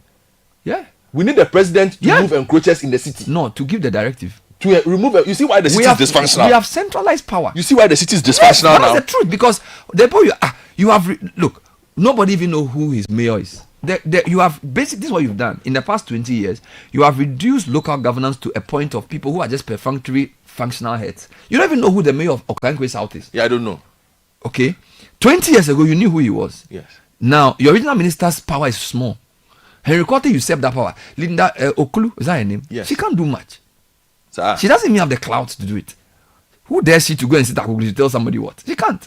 If the president has given the order, if she doesn't have the backing of the party and the chiefs, she can't do nothing. F.A. Shelley, mark my words. They were not going to make it as a country. That's what you're telling me. Let me read my messages and go. Yeah. She can't do it. What can she do? Is she the one coming to save you? Let me read my messages and go home then. You have misplaced hope. Good morning, Bernard. I have a concern about how authorities have sat down and allowed trotro drivers to convert the green space across the mall into a lorry park. It's an eyesore It's as if we don't like nice. As for the nice things, Zach, we don't like nice things in this country. Please, that's what we do it. Good morning, better than team. I'm a native of Atuna in the Bonton region, and the earlier submission on the leadership of the Queen Mother is a true reflection of events. In fact, the then chief was destooled because he was favoring galamseyers. Accountability. You see why the point I'm saying. Okay, that we want more of that. If we saw that around the country, we suppose the traditional system has built in checks and balances. Just that sometimes it doesn't work. But Charlie, when it works, it's very nice. More of Says, that. good morning, guys. Morning. Do the chiefs have a plan of how to develop their areas that they assess every year and carry their people along? Daniel from inside Butri says, our traditional rulers or chiefs have great respect for tradition, but not for developing their community. You ask a whole region to stay home for a funeral, but you will not do same to support development. Bernard, what Caleb is saying about the chieftaincy issue in the Church of Pentecost is true. It's equally true about the Methodist Church as well. Actually, there's an event the Methodist Church is doing end of the month where a lot of chiefs from the region are going for a conference, like a church program in the church. So people should use what they have to achieve what they want. That's the problem. K. Inkbon says, Godfred, yes, you can't take away a title that belongs to Pong. No. Please. Why? I'm reading a message for you. It says, Godfred, you can't take away a title that belongs to Pong. Please. Pong is the filthiest town in Ghana. God. If you doubt, pay us a visit. I will not pay you a visit. Then it means that you too, it means you, the person who stays there, are part of the problem. I will not pay you a visit in Pong. When was the last time you called anybody in your area to say, let's do something about the filth in our community? This person who's texting. I was looking at the data set in African countries. Ghanaians are among the lowest when it comes to mobilizing of any kind. Yes. So Ghanaians won't even meet with others to discuss anything. Nothing. I've seen that. We are so self-centered. He paints his house. He plants green grass in front of it. He fences the green grass. He doesn't care what happens to his neighbor. The gutter, he makes sure it flows in front of his house. That's all. It's a very wrong mindset. When they ask him to contribute 200 cedis, estate money, to clean our collective areas, he won't do it. Then he comes and says that his mayor should solve his problem. You can't contribute 200 cedis for collective cleanup. You don't deserve a clean city. You yourself, you are not serious. Hey, this one, you are not serious. I had this on my agenda. Bright from Abilinkwe, thank you. I'll add this. Bernard, good morning. I know you have a schedule you are running today on your show, but please find time and talk about cattle rearing along the Achimota to Abilinkwe and Alaju to Capri's main drainage. Your reporters can come over. It's trouble, Bernard. And that is hold on. Take it. Achimota to where? It says Achimota to Abilinkwe and Alaju to Capri's main drainage. Your reporters can come over, Bernard. Cattle. The reason why I even wanted to this is one of the things I had on my mind this week in Accra. Madam Oklu again. You are worrying yourself. Yeah, but I'll keep mentioning. Look, if you've taken the job, we will mention your name. Are you? Otherwise, tell me you're not regional minister again. She is. Until then, Madam Oklu, listen to me. I'm talking to you. Bernard, how we have allowed cattle to take over this place. Bernard, I'm telling you, look, ask any resident of Dansuma now. There are more cows in Dansuma than human beings. Oh yeah. You mean moo? Bernard. Oh, you too. Bernard. You've been enjoying working hours. Bernard. There are more cows in Dansuma than human beings. No, Allah, until I see it, I won't believe it. Bernard. Look at this video of me going home. Look at the cows. Hold on. There are more cows. Your friend just Oswald's road. Where I live. They were just walking on the road. They were just strolling on the road. They are migrating. Is this acceptable? Anybody who lives in Dansoman and uses the General Champon Highway, you meet cattle on the regular. There are more cattle than human beings. If you decide to avoid the Champon Highway and use the Western Link, which is the new one that has been destroyed at the back, that is even worse. I don't know how in the middle of urban Accra, we are allowing ranches. Not just cows, ranches. Bernard, these are not 3-4 cows. We are talking about thousands. Are you serious? I'm not kidding. Thousands of cows. Bernard. In Dansoman. Bernard, they go in 2 different directions. And the reason why it is very bad is, you see, once they open the cows to go and feed from the ranch. But is there any grass in Dansoman? You see, that's the point I'm coming to. They eat everything. Look, so if you have green grass in front of your house, You'll be standing there watching helplessly, and the cattle just come and eat everything and go away. You can't talk. In front of your house? Bernard! Are you serious? There's a restaurant, Nilate will bear me out. There's a joint in Dansoman where he eats. Nilate Van Der Poel? No, our own Nil Latte. Okay. Latte. Yes, with Philip. Okay. There's a joint where they eat. Bernard, you will be sitting there minding your business, and because there's an open gate, the cow, it's not Bernard. Cattle will enter where you are sitting to eat. Bernard, you can't say if you dare talk. You see, and it's not like you are talking about.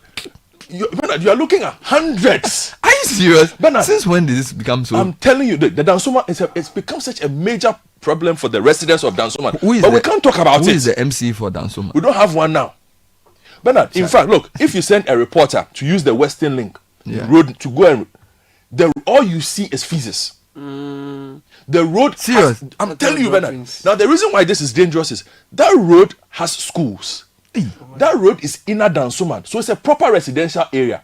But you see the Pambra side that has been filled, which was not supposed to be occupied. That was supposed to be the buffer for when it rains.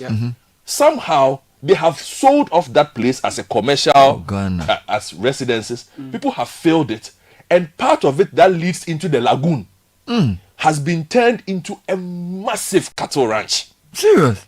Bernard, and I'm saying we are talking about. You see that these are cattle that you are buying for 60,000, 70,000 with horns, massive, not small boys. I don't know who owns them, but most of the time these days in Dansoman, we are sharing our roads with cattle. Hey. Every day, look, I drive on that road every single day. Today, if I leave here as I'm going, I'll have to make a stop. They move in the morning. There's a batch that moves in the morning. There's a batch that will come out. Which one? They are in batches? Yes, in the afternoon. Because and then some use the right side, some use the left side, and they return in the evening. And sometimes you don't even see the headers. So where are they being kept? In somebody's house? No. There's a ranch in Dansoman. There are people. That's what I'm saying. And it's not even just Dansoman. I'm talking about Dansoman because I live in Dansoman. But this message from Abelemkpe says, if we are rearing cattle along Achimota to Abelemkpe, but Abelemkpe is as upscale as you can find. How are we allowing cattle to be reared in Abelemkpe? Yeah, there is ranch. Abelemkpe is as upscale Accra as you can get. We have who is rearing the cattle in Abelemkpe? And for me, the fact that the city authorities allow the cattle to move. Look, if you use the road in front of this graphic road here, we share it with cattle every day, every morning. But do we have crossing? Do we have crossing before the total? You use a very interesting word. You say city. Who are the city authorities? Madam Oklu. Madam Oklu is the city authority. Who is she not the original minister? I saw cattle grazing. You know when you're on the Mahama route. Yeah. You know there's a lot of grass. They are Mahama route. I saw plenty cattle there just Mahama route too. Cattle there everywhere in Accra. Nobody should think it's personal. We will press neck if you take the role. So we will do the work. So there's more cattle in Dansoman than human beings. Bernard, I'm telling you. Look, I'm going to read messages for you. I have some here. It says from Dansoman residents. Yeah, Dansoman. Look, the other time, hold on. I was at work when I have friends at the Stanbic Bank in Dansoman. But they were calling me, texting me. What's going on? Sadiq, Richard, and co. I said, Godfred, why? Why? Because how is it that somebody wants to enter the Stanbic Bank and you have to wait? This is Dansoman. You have to wait for cattle to cross before you enter a bank. Jesus. Charlie, this we are saying. It sounds ridiculous. It sounds outrageous. Someone is confirming. It says yesterday I had to wait in front of our gate for about 10 minutes waiting for cows to move away. What kills me cry is that they will spot the place with their excreta. Charlie, I can't read the rest. He says, Godfred, we are basically driving through cattle to get home. And you know the things, cows are big. So they are not like cats or dogs that you can just and they'll go. Try doing that to a cow. If the cow test is turning and it's come to charge at you, you can die very easily. They don't have turning. They are like some footballers. Read them. Give me these messages. Hold on. The man. Hold on. No, we are just refreshing the system some more. I'm coming. I want to read something. Okay.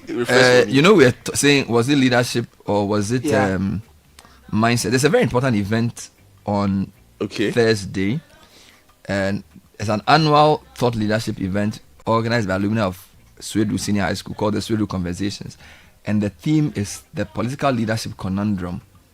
All right, balancing leadership and change. David Ofosu-Dorte is the main speaker.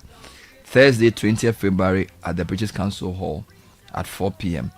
Panelists include Dr. Tony Otin Jesse, who's a PSCA 1970, Mavis Kwenu, PSCA 94, and Lawyer Kwekwe PSCA 83. So they will be speaking at this event with the keynote speaker being David Ofosu-Dorte. So join the Swedru Senior High School as they discuss the leadership conundrum in Ghana. All right, so the thing has moved from filth to cattle. But I just want to give you 6 messages. More cows in Dansoman than human beings. Yeah, the messages are here. Hold on. Then it's not just, it looks like the Tema people are fighting against the same issue. The Alaju Abilinkwe Caprice people are fighting. As in, people are rearing cattle in the middle of the city. In the middle of the city. Why? Bernard and Goffred. There are Kumantuo cattle everywhere. Cow issue. This one is in Tema Harbor. But what happened to Accra Plains? I don't know. Is that not where cattle are supposed to be kept? Listen to this one, Bernard. Tema Community 2 in Tema Harbor. Hold on. There's a signpost that reads "No cattle or livestock allowed," but the cattle is grazing on the grass being groomed by Ghana Port and Harbors. Hey. This one says, Bernard, on the issue of cattle, Nana Chrome and East Legon Hills. Plenty of cattle in the mornings and the evenings. I can send videos. Bernard and Goffred, Dakuman too. Hey, then the cattle everywhere. It must be lucrative. How much is one full cow? Then let me get involved in cattle rearing too. Hey. I don't even talk about the health and safety aspect of it. You know, because I move early. You shouldn't. I move early to work, and I move late home. I'm not sure I see this thing. Because health and safety, and people don't realize how dangerous animals can be when they are living with human beings. Yeah. Seriously. Bernard, listen to this one. Kobe says, Bernard, I am searching around markets to find poison. Hey! To smear on my perimeter garden. Hey! In order to kill the cattle. Oh! That come to chew my plants and flowers. It's very annoying. I keep spending money to get my house front looking. Is this seasonal or it's become? No, Bernard. It's daily. It's daily, Bernard.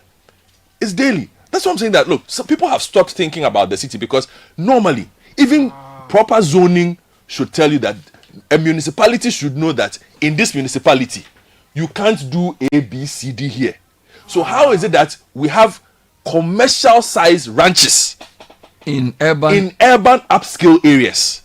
Caleb, read more comments for me. Bernard, if you use the new road towards Tunga, you should know there is a cow traffic. Hence, tread cautiously. Cow traffic. Yes, cow traffic. That's the road I'm talking about. You know, cows when they're on the road, they are very relaxed. They are not in a rush. No, he's not in a hurry. You know when a dog is crossing on the road, they run. Cats and dogs when they're on the road, you see they run like they are edging. No cow is taking. Even the area president strolling. Taking time, cry. So if you try even drive around it, it can now be entering your lane like it doesn't want you to pass and things. It would have been better if the shepherds were following them. Someone was knocked down by a cow and there was no one to hold accountable.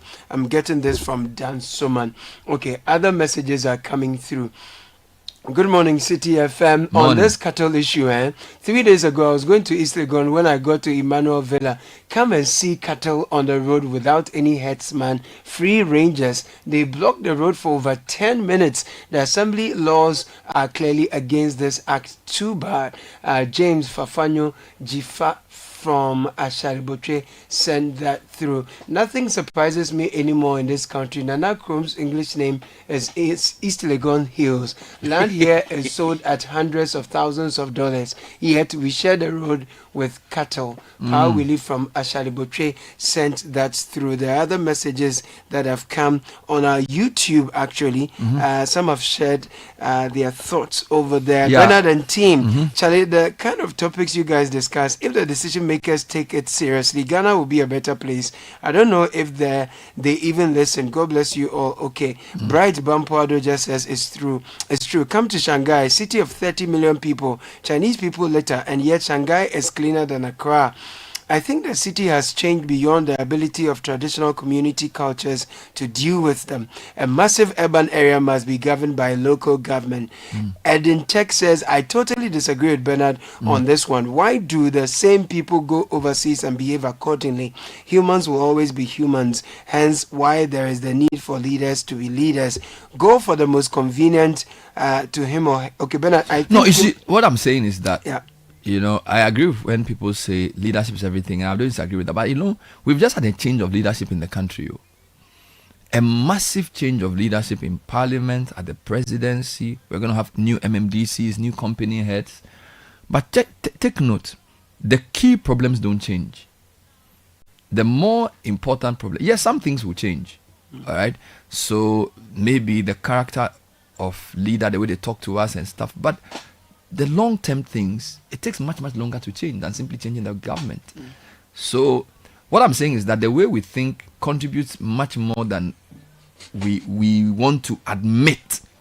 Okay. I am not absolving leaders. Leadership is very, very important. It's probably the most causal factor for any change. But I want to also say that we should think about the way we think. The way we think as a society is part of the problem. Let's read a few more messages. Bernard, someone says Jubilee House, cattle move around the GBC back gate, TV3.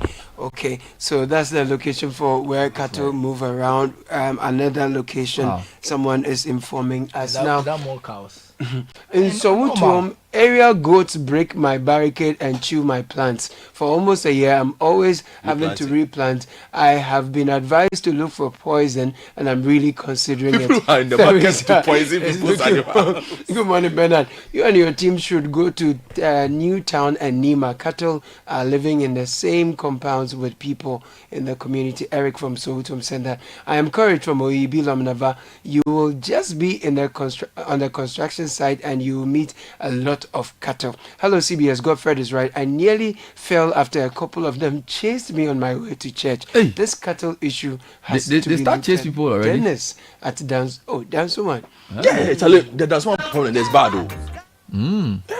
Right. Okay. Bernard, good morning. I've read this one, so go to the next one. So I think Asylum Down has come. Good morning. These days, some of the young ones who become assemblymen just look forward to opportunities to travel abroad. I can confidently, there are travel opportunities that come to the assembly, and through that, some of them abdicate. I know at least 2 of them. Now Jakpa Avenue. Yeah. The problem of Ghana is the 3 P's: the politician, the priest, and the palace. What about the people too? Yeah. Maybe That it's makes 4 the 4. P's. The 4 are gradually teaming up. Okay. The 3. The 3 are gradually teaming up with we the citizens, making it 4. We the citizens are the ones suffering while they are feeding off us. Kwesi Akwa from Sakumono.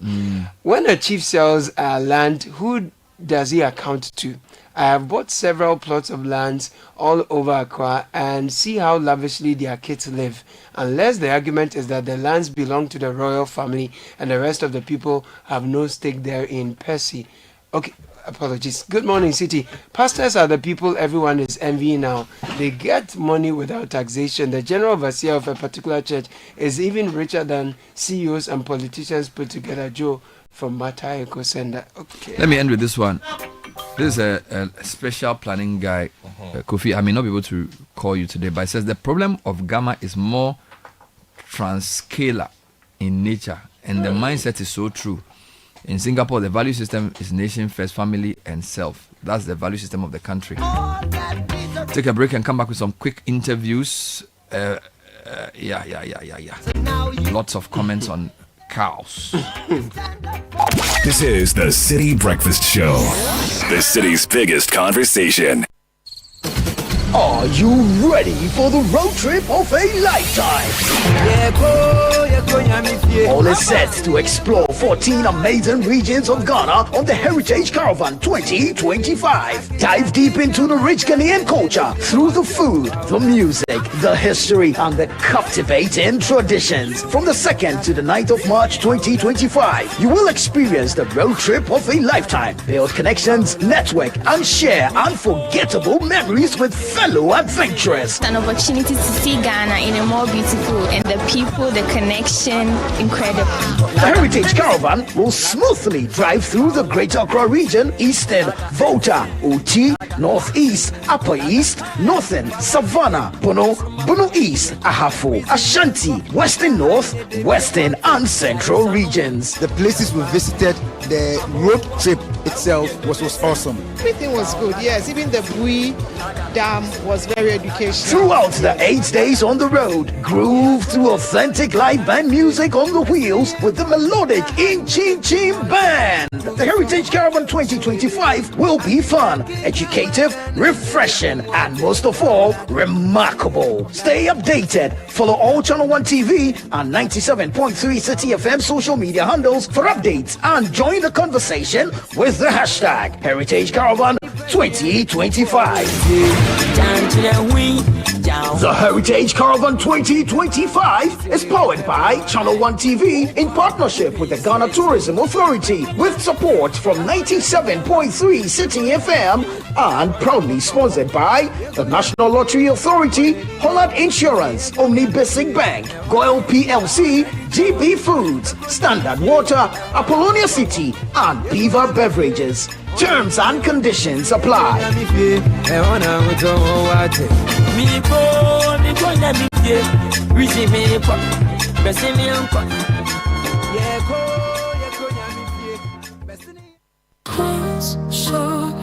Protect yourself from germs and bacteria with confidence. Cleanse hand soap effectively kills 99.9% of germs with every use. Perfect for all your hand washing moments throughout the day. Available in a variety of variants and delightful flavors. Choose Cleanse for yourself, your family, and friends. Make Cleanse your daily essential. The GC brand. It's all about you. This advert is FDA approved.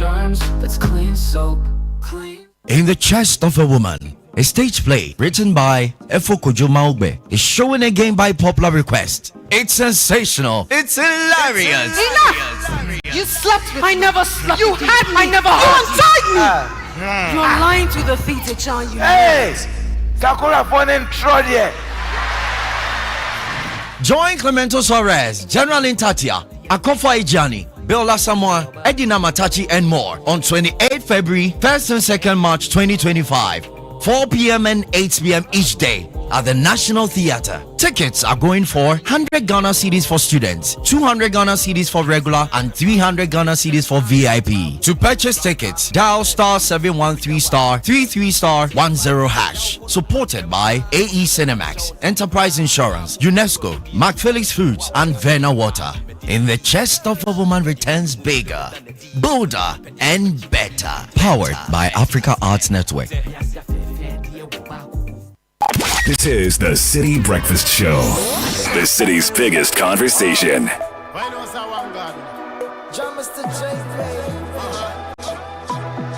is for my ladies in the house. And man, I'm a hustle to see the dollar bill. Doesn't matter how you feel. Yeah, this is the strength of a woman. Ain't nobody better than a boss chick. All the ladies who they fight for the moolah.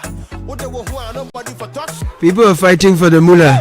Others are talking about the activities of the moon. But we are moving away from cows and sanitation and things. We're coming to look at how you can add value to yourself in your professional journey so you enhance your output and also get better outcomes for yourselves. You see what I'm talking about? It's 22 after 9. We have friends from HR Certification Center. For those of you who are considering adding value, further studies, looking for some professional courses to take up, here is a great one you want to look at. I'm excited to let you know we have the Executive Director of HR Certification Center, Pearl, the indefatigable Pearl, Peter Hoda, is in the studio with Samuel Kwabena, who is Marketing Manager for HR Certification Center. Friends, good morning and welcome to the studio. Good morning, Caleb. How are you all doing? Beautifully doing well. Wonderful. Last time I came by your place, you were training some young people in HR and all that. What was that about? So that was our free national HR mentorship program. Free national HR mentorship program. Yes, and we ran that for 3 months. Okay. And every quarter we take on 200 to 250 individuals. Free training. Who are yearning to enter into HR because we believe that for them to start, they must start right. And we give to them free. We see it as our way of contributing to the community. Okay. Yeah. So, for those who don't really have a better idea of what we are talking about in terms of HR Certification Center, what really is it, Pearl? Give me more details on this. Thank you, Caleb. So, for HR Certification Center, we have been around for 10 years. Wow. And for this past 10 years, what we've been doing is dedicating ourselves to contributing to the HR function. Right, some 10 years ago when we came into the space, I mean, we won't talk about HR as we are talking about it today.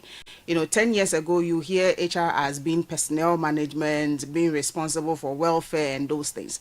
But today, we are positioning HR practitioners to better align with the business goal and position people to deliver value.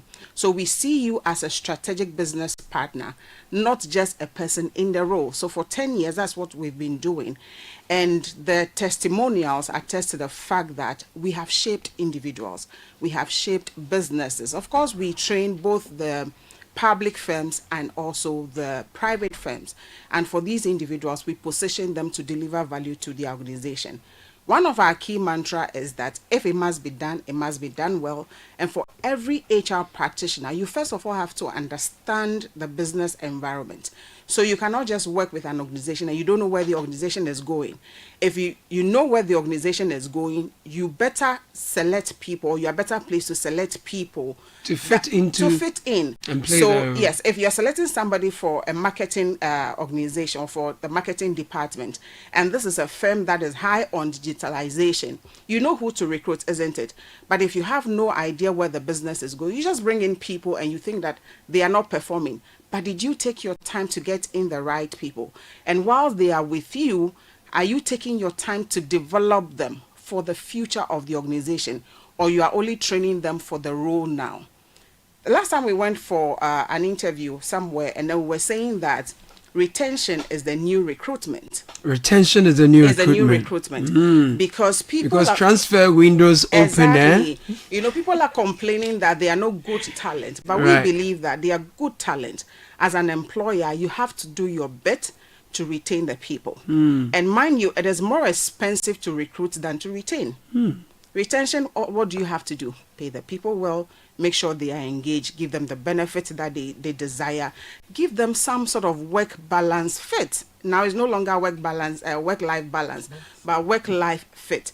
Make sure that they are well positioned between their social life, their spiritual life, and their career, so they are with you for a longer period, So these are the things you engage people on when you train them to go through HR. And if that's so, I think it's very important, because from what I see, many institutions may not have machine problem, but man problem in terms of how to deploy the talents and make them fulfilled in the execution of what they do, and then also to ultimately benefit them. So how do you use your certification program to help people, equip them with the kind of knowledge they need in order to, get to the workplace and help deploy the talents well, retain them so they are fulfilled, and do the work balance fit you talk about? Because I guess when I talk to many professionals, there's no fitting in the work life. It's not fitting. You see. The fit is not fitting. Right. So let's talk about the benefit of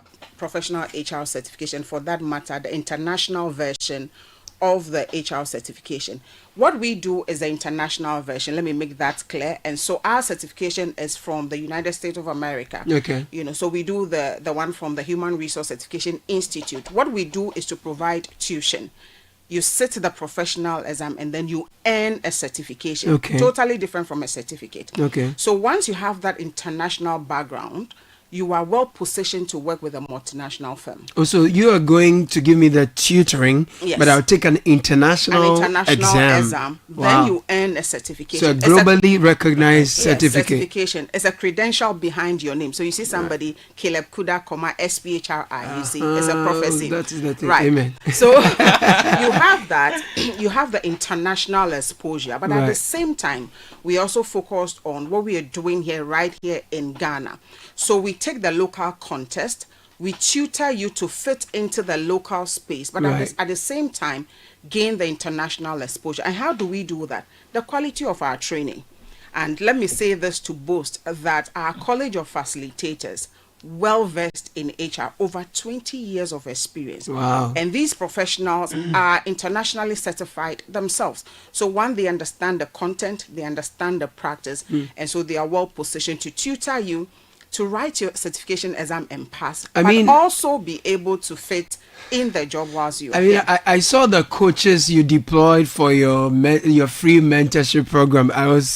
You invited me to speak there the other time. When I saw the coaches, I was like, yeah, ready. So yeah, I can attest to the fact that you have a wide range of qualified pool of facilitators who do the training for your students or recruits. Now you have an 84% pass rate, and that has helped many professionals succeed. Share with us your success stories as someone who's benefited from this program yourself, right? Right. So for us at the center, we are not only focusing, I mentioned that we are not only focusing on you passing the exam, but at the same time, we are equipping you with skills. We are arming you with tools to be able to practice. So the 84% just didn't happen. We are conscious and deliberate about few things. We give some sort of support to every individual that will come through the program. So after 6 months of tuition, we prep you with mock exams, tutorials, and special prep sessions to be able to sit the exam and pass. So for every 10 individuals that we would prepare for the exam, some 8 to 9 of them will pass the exam, and it's come with experience. It's come on the back of the tutors who would give us those. The last time we went to a public firm, and let me stress on the public firm, we paid a visit, and of course we've had more than 5 of those individuals from their HR department alone taking the program with us, right? And the performance stories. So you are told that this candidate, after going through the certification exam, is doing better. Right. And that has encouraged the others. So it's not just the exam they are passing, but in terms of performance on the job, yes, they are doing well. And we do follow up to check how our people are faring. And so for us, stories like that encourage us to do more. And right here in Citi, your channel, the HR manager of Citi and Channel 1 has gone through our program. Miss Jane. Yes, and you can attest to her performance. Definitely. Right. And so many, these are just like 1 or 2 of the stories, but every now and then you get that, okay, so after coming through your program for 6 months, I am better placed to do the work I have been assigned to do, so rather than just being in the classroom. Pearl, I'm going to catch you there because I'm listening to this conversation. I want to enroll some of my staff, or I am an employee somewhere, unemployed, and I want to join the cohorts for the next batch. Kwabena, tell me how I can be a part of it, or I can register some of my employees to get onto this program. 42nd cohort starts. 42nd? Yes, it starts from 8th March. 8th March. Yes, that is next month. Okay. So if you are listening to us and you want to enroll, you can WhatsApp us or call us on 0244 122 855. 0244 122 855. Let me repeat for the last time. 0244 122 855. That sounds like a lucky number. Very easy to remember. Good. So once you send us a message, the admissions manager is there to assist you and make sure that you join the 42nd. So we'll get details about payment in terms of fee and all that. Yeah. Now, I'm sure many HR professionals who are already working full-time, balancing work, life, fit, and all of that. So how do you ensure that your programs are flexible and accessible for those with very busy schedules? So in terms of flexibility, we have 2. So we have the online option, and we have the in-person option. Is it hybrid also, or is just put together? Set apart. You either choose in-person or virtual. You can attend both. Okay. Yes. So maybe this weekend you have to go for a funeral. Yeah. So while you're at the funeral, you'll be in class.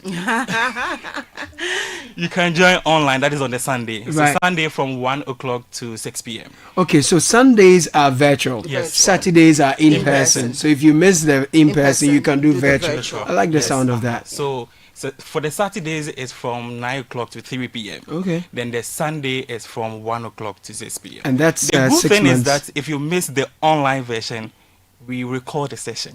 Oh, so you can always be listening like a podcast while you're driving and all of that. I like how flexible this is, and I love what you're doing at HR Certification Center. Let's take the number for the last time, and I give you a final word before we say goodbye. So the number is 0244 122 855. Pearl, your final word. Right. So, Caleb, anyone listening to us and you're wondering, I don't have a background in HR, do I qualify to enroll for this program? Correct. Definitely you do, because we have 3 different certifications. They are standalone. For someone who is just out of the university and yet to start career, you can enroll for the Associate Professional in Human Resources. And we simply say that you don't need a degree nor work experience, or if you have a degree and no work experience, you do the Associate Professional in Human Resources. Right. You go through 6 modules, 4 months. Or you either choose to do the Professional in Human Resources, 2 years of work experience, and the first degree, whether HR or not, you can enroll for that.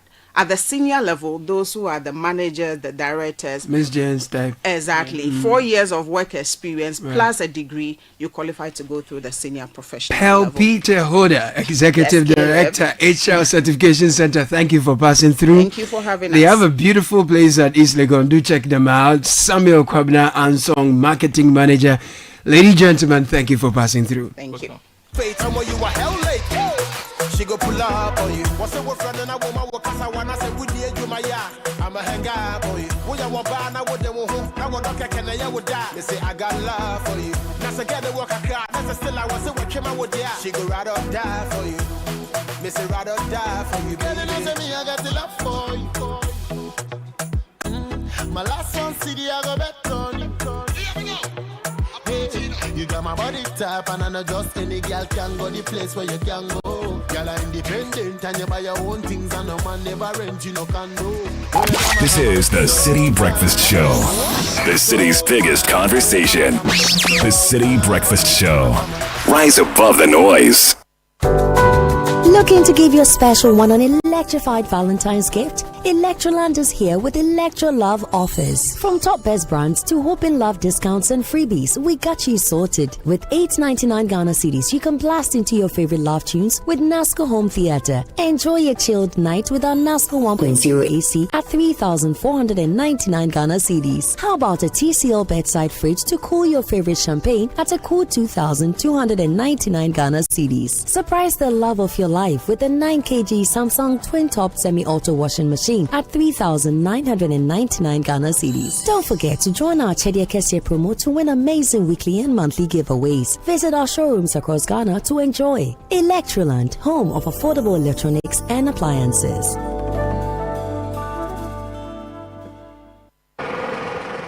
So what goes into building quality structures? I mean, literally, what goes into it? Wujaf, you don't want to be sitting here somewhere worrying whether or not you did a really good job. It'd be very simple equation. If there's no diamond cement in the mix, massa, forget it. Don't start cry. Menye, diamond cement has been providing builders, block makers, and construction companies that peace of mind for years. Diamond cement is 42.5 R grade cement. Unbeatable quality made right here in Ghana. And because we have your pocket in mind, we provide 32.5 R grade so that everybody getting on. No long talk, Jack. If there's no diamond cement in the mix, don't start. Locate Diamond Cement Ghana Limited nationwide with factories in Aflao, Takrade, and Buipe, or call 0244-313-368 or 0540-111-978 or 0202-021-175. Diamond Cement, still as hard as a diamond.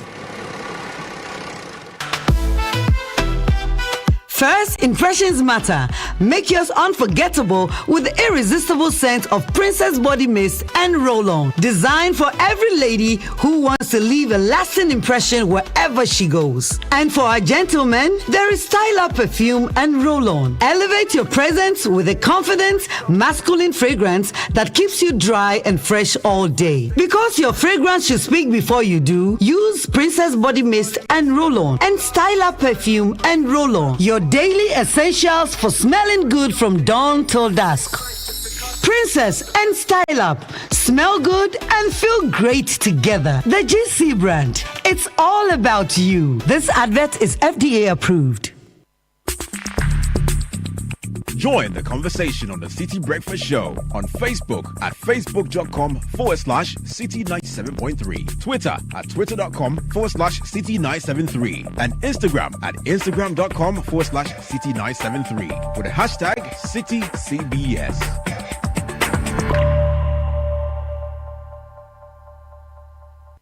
This is the City Breakfast Show, the city's biggest conversation.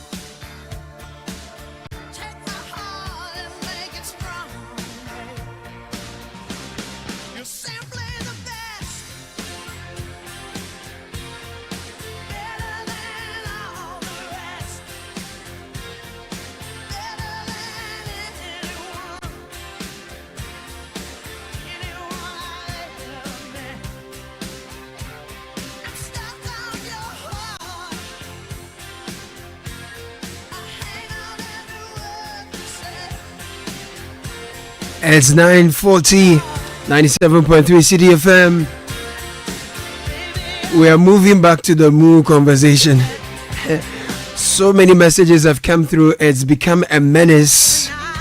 In the meantime, if you're looking for litigation-free land where you will not be disturbed by cattle, contact Royal Kingdom Estate. We specialize in land acquisition, construction, design, property management, and more. We have properties in prime areas, Accra, Ebri, land starts at 90,000 cities. We have flexible payment plans, affordable homes ranging from 2 bedrooms, premium furnished apartments for short rentals in East Airport. Visit us. We are at Cantonments opposite Soul Clinic International School. Numbers to call 0557555909, 0272778880. Send an email info at Royal Kingdom Estate. Royal Kingdom Estate, building communities, nurturing dreams. Now reconnect with your roots this March at the Back to Your Village Food Festival 2025. Come, let's treat you to delectable, authentic Ghanaian cuisine from the northern, central, western, and southern zones of the country. But it's not just about food. We are celebrating culture, connecting with family, making memories that last a lifetime. This March, let's come together and discover the flavors that make us who we are. A date is 29th and 30th March 2025. Venues Accra Metropolitan Assembly. The time is 10 a.m. to 6 p.m. each day. Interested vendors kindly call 0558 973 973, 0205 973 973. Call these numbers to register as a vendor at the Back to Your Village Food Festival 2025. As powered by Channel 1 TV with support from 97.3 City FM. So, Susu, I have this message that says, behind my house at the South office, they are being read there. So this is cattle. Imagine when it rains and what... okay, so... Just waiting for the new MCE. He sent a photo of a crowd behind his house. It's a structure made of aluminium, zinc, and some wooden structure. And look, it doesn't look good. I imagine the mix of rains and excreta. Look, just behind your house, and this kind of. It's okay. I shouldn't go into details. Charlie, it's not looking good. Okay, so there are a lot of messages on the WhatsApp console. Let me bring some of them your way rather shortly. This one says, hi Caleb, since you're speaking about road safety, please talk about the Ofanko and Sawam road. We are not able to bear the pain any longer. Please intervene for us. Philip Logo sent that through. Yesterday we spent a lot of time on this particular issue. The PRO for the Roads Ministry says that the project has stalled not as a result of finances but because of the multiple litigations on the stretch. About 80 cases in court. The government is willing to pay compensations, but people are not willing to give in their property. So that's what we are seeing there. It says Graphic Road Herdsman Bako, Cattle Bebre, Emmanuel from Nsawam Adroji send us through Bernard and Co. The cattle issue is a problem. I live at New Ogbojo. There's a crowd around there. There's a massive prayer center there. There's a big crowd next to it. I think I'm aware of that. The new road constructed is always scattered with cow dung. You will just be stepping in them because the road is dark. Team, good morning. Unknown herdsmen brought their cattle to graze my uncle's maize farm and other surrounding farms. Acres of maize in Lante, a suburb of Nsawam.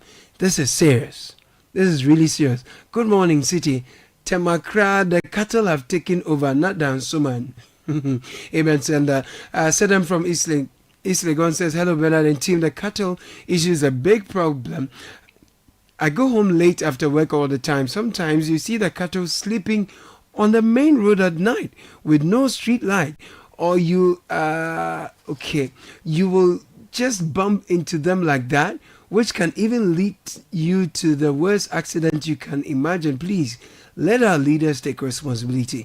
Bernard, I've had an accident on TT Brothers Road due to this cattle issue. Please, the authorities need to do something about it. Thank you. Folks, what about the nuisance of the professional beggars who have besieged our roads and the risks caused to the children? How do we allow foreigners to take over our roads? Drivers are harassed by kids on our major roads while police officers look on. This is another major issue. Mm-hmm. It's massive. It's across the city, quite a problem.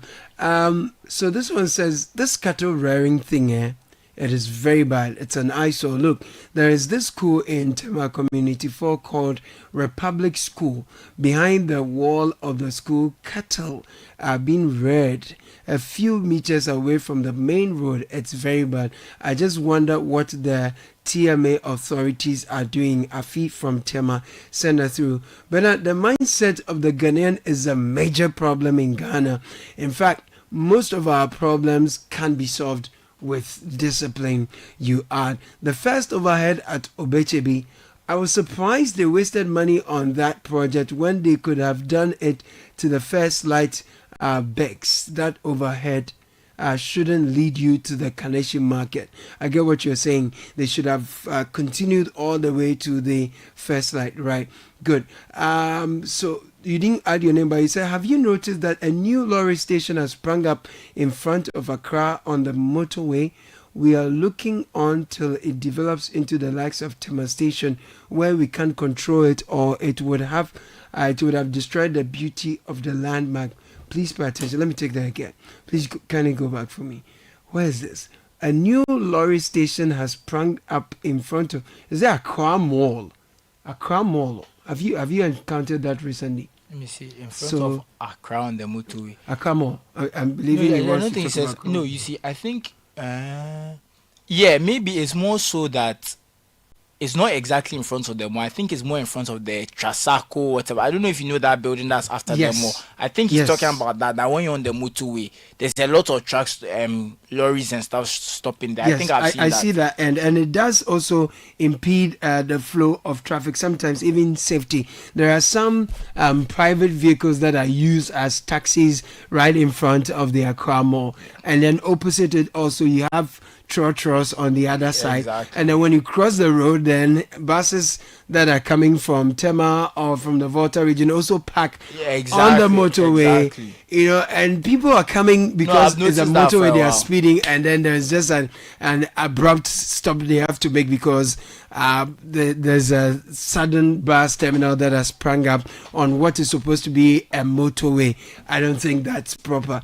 Okay, there are more messages here. I agree with you when you say it is the individual mindset of the Ghanaian, but I also think the larger problem should be on the leadership. If laws are not enforced to deter people from doing the wrong thing, they will see wrong as a normal way of living. I agree with this point. You know, it's a two-way affair. It's a chicken and egg situation. The leadership comes out of the people, you know, but the people also select the kind of leaders they do so that they set the tone, because why? The leaders are better educated, better exposed, and they come making all kinds of promises to change things. So there's that part where there's a responsibility on the shoulders of leaders to set the tone and lead people. But I also think that generally I think we absolve our leaders of responsibility too much, because they are leaders for a reason. They are the ones with the ultimate responsibility.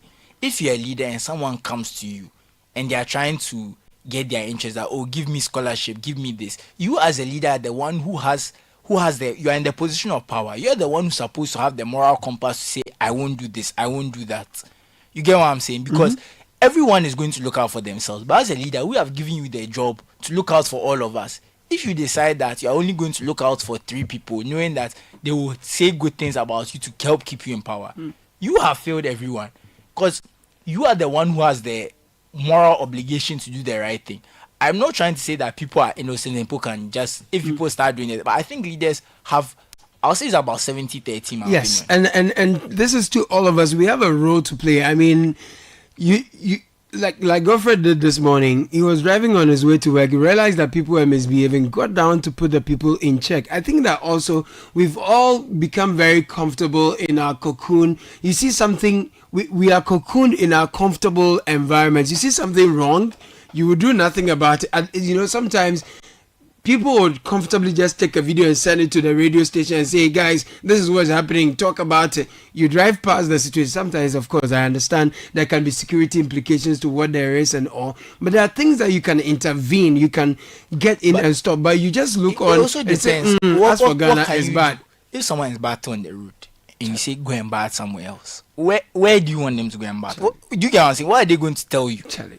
And you see, that's why I said for me it comes down to, because some of these things is like it's structural. Some places, maybe this is the only place that there's running water. So rather than them get a bucket and walk 2 kilometers or whatever, they'll just go to the source. Yeah, and make some life of those easier things, for themselves. some of those things are part of it. I'm not saying that we should just accept it because that's the way it is, but that's where the leadership comes in. So let me why ask is there you not this. running water? It's just an example. It's not to say that's why they are bathing wherever. We don't know why they are bathing there. Yeah. But if you interrogate it, a lot of these things is because this is the only convenient place to bath. Let me stretch this a bit. When you listen to the news from elsewhere, you always hear Trump says he's doing this, he's putting America first, we are doing that, all in a way of putting the American citizens first, right? We're here, we have a city, we have a country, and the people who live in here, we're complaining about basic things every day: the filth, the stench, the transport bottlenecks, and how difficult and expensive it is moving around. There's always very big conversations in the media, and our politicians are always talking big things. Yes, we are doing OSPs, pursuing XYZ for this and ABCD, and then we are saying there is oral and all of those things, but all those are important. They are very useful, right? All that needs to be done according to law and everything. But when it comes to like these other little things that are really very big in the long run, I don't seem to see how the leaders are showing they care for the everyday Ghanaian. And that's what Godfred was saying, that the capital city has just been left to spin. It's just left to do its own thing. And that's where it all comes from. And that's why I always say leadership, because if we all say we are not even going to litter, right? Yeah. And 90% of people in Accra stop littering, and 10% litter, if the sanitation is not good enough, that 10% can ruin the whole city. Which is true. You get what I'm saying? So there's only so much citizens can do, because at the end of the day, 100% of citizens are never going to act right. That's why we have laws in place. If everyone was going to act right, why would we need laws? Why would we need police? Why would we need the courts? Yeah. You get what I'm saying? These things exist because we know that the 100% of people are not going to act right. The 10% are going to be there. The 1%, whatever percentage, it can even be 50%. But the point is, people are going to do the wrong thing. So the people system we has have to put work. in charge to lead must lead. Yeah. The people we are paying to lead must lead. Because don't just enjoy the Nissan Patrols and the Toyota Land Cruisers. The reason why I say it's leadership is when we describe the way as sanitation is, people throwing their things on their streets and stuff, is how you would describe a city like New York or London 200, 300 years ago. why have they been able to move forward in 200, 300 years? It's not because the people there have become more sensible. It's because there's laws. Now, if you go to those countries, if your apartment doesn't have a toilet in it, it's not fit for habitation. So that means now there's no sewage going on the street. There's a trash collection. It's part of your taxes. They take the tax from you and it's used to pay for all of these things. They tell you, leave your bin here at this time. We'll come and pick it. And they come. They tell you which bin they'll pick on which day. They have all of those things. If we don't have those things, even if people do the right thing, sometimes in my house, we do our bin and everything, but you don't even know when the people. You are paying poor money to come and collect your bin. They can and come when they want. Later, when there are flies all over. They don't even tell you the time they'll come. You don't even know the day. You now have to be listening and see whether you can hear their truck is on the road. So you rush and put your thing out because you can't say you are going to leave your bin outside your gate. Yeah, some dogs and other things will just come and mess So we the have whole to also place be up. fair to, like, I feel like, don't get me wrong, I'm not saying that Ghanaians are superbly behaved. Yeah. But the leadership is also very poor. The system must function. Yeah, the system must function. That's what we are talking about.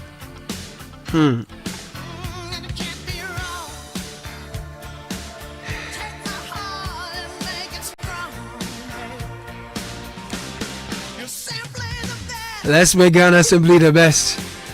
It can be better than it is. You know, I've had a lot of people send me videos of photos of, videos and photos of cattle in their neighborhood, some in inner roads, others on major roads. Charlie, this is not proper. This is not right. Municipal assembly authorities, you have to be up and doing. Madam Linda Oklu, Greater Accra Regional Minister, we are not seeing your action. We are not seeing you. At night, night the city is lit. It's not lit. She said that in the day the cattle is competing with vehicles. Honestly, maybe it's a checklist. So she said the first thing's like 50 days. Maybe the next thing will be we see some sanitation. The next 50 because she days. says sanitation is one of her priorities. Yeah, but the lights is also a big issue because if you say your lights in Accra, it's going to take. You see the way there's all these. Because if you drive everywhere. Me like this, I'll say at least the Mahama Road. You see the road Bernard was talking about the last time, the one that goes from Flower Pots that he said it goes to wherever. No, it's the one that's like 3 roads. I can't remember where he says it goes to. I'm forgetting, but I know the road there. He's saying that I've seen them. They started lighting up slowly but surely. I'm seeing some street lights and things. So maybe the progress is coming slowly because I'm seeing street lights on that road. There are more every day I pass in the night. There's more street lights. I mean, the places I drive past, I don't see any street lights. But that's the only place I've seen the street lights improving. So I'm just saying that that's a big project. 50 days of street lights. So we are waiting. After the 50 days, if he doesn't meet the targets, we'll talk. I think we have to be fair to people. That if they say give us a deadline, we will wait. So wait. So is it your understanding that she's saying that look? In the next 50 days, then, I'm giving myself 50 days to get Accra lit, right? So between the 50-day period, if it's not lit, relax for me. I could have done everything in the last 3 days of the 50 days. Or I'm using the 50 days to mobilize. But you were in university, did you submit all your assignments before time? Or you were doing last minute? Tell the truth. So is it a last minute solution to a permanent problem? I'm not saying it's a last minute solution, but there's a deadline. So until the deadline, let's be fair. Okay, I think that's only the fair thing. We shall allow her to breathe. Yeah, and let's see what happens at the deadline. Madam Linda Oklu, Susu says breathe in, breathe out, and out. Yeah, after the 50 days, then we'll talk. Yeah. I think it's only let's hold people to account. If they say 50 days, we'll give them 50 days. That's all. We are fighting the mindset. Even the suggestion you gave, waking up and cleaning your environment, this mindset also has a flaw in it that perpetuates filth. Ghanaians create filth with the mindset that they will wake up and clean up. So if there is a problem with the cleanup, that's trouble. The mindset should be don't create filth in the first place. The leaders come from us, so it is a chain effect. The best way to fight this is, as far as I'm concerned, the best way to fight this is but in Accra, most people have their hometown. That is where they think of. Accra is for the government, and we are all just here to make money. Okay, that's what you're saying. Bernard, there is a mentally ill woman who is living her best life at the Ogbojo traffic light. She's been there since January. Do politicians, leaders really listen to CBS? Because if they do, we shouldn't be having issues in this country. This one is very serious. And the issue about mentally, ill persons, and some of them are just stuck naked. I saw one. There's one. You see the shell we went to the last time. That road. If you are going up towards that roundabout, one of them, he was just walking in the middle of the road. Look in the middle. So every car now has you one lane. It's true. I've lived shortly around that enclave before, and I used to take walks in the evening. And the number of people you meet, it's not the best. There are a lot of people like that.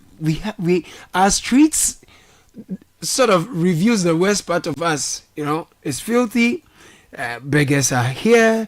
We have the most vulnerable people are on our streets.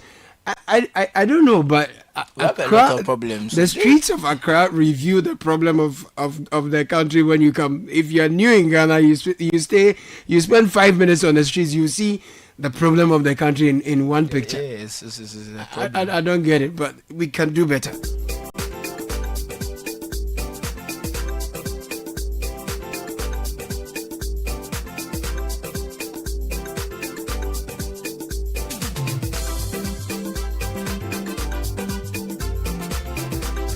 Almost top of the hour.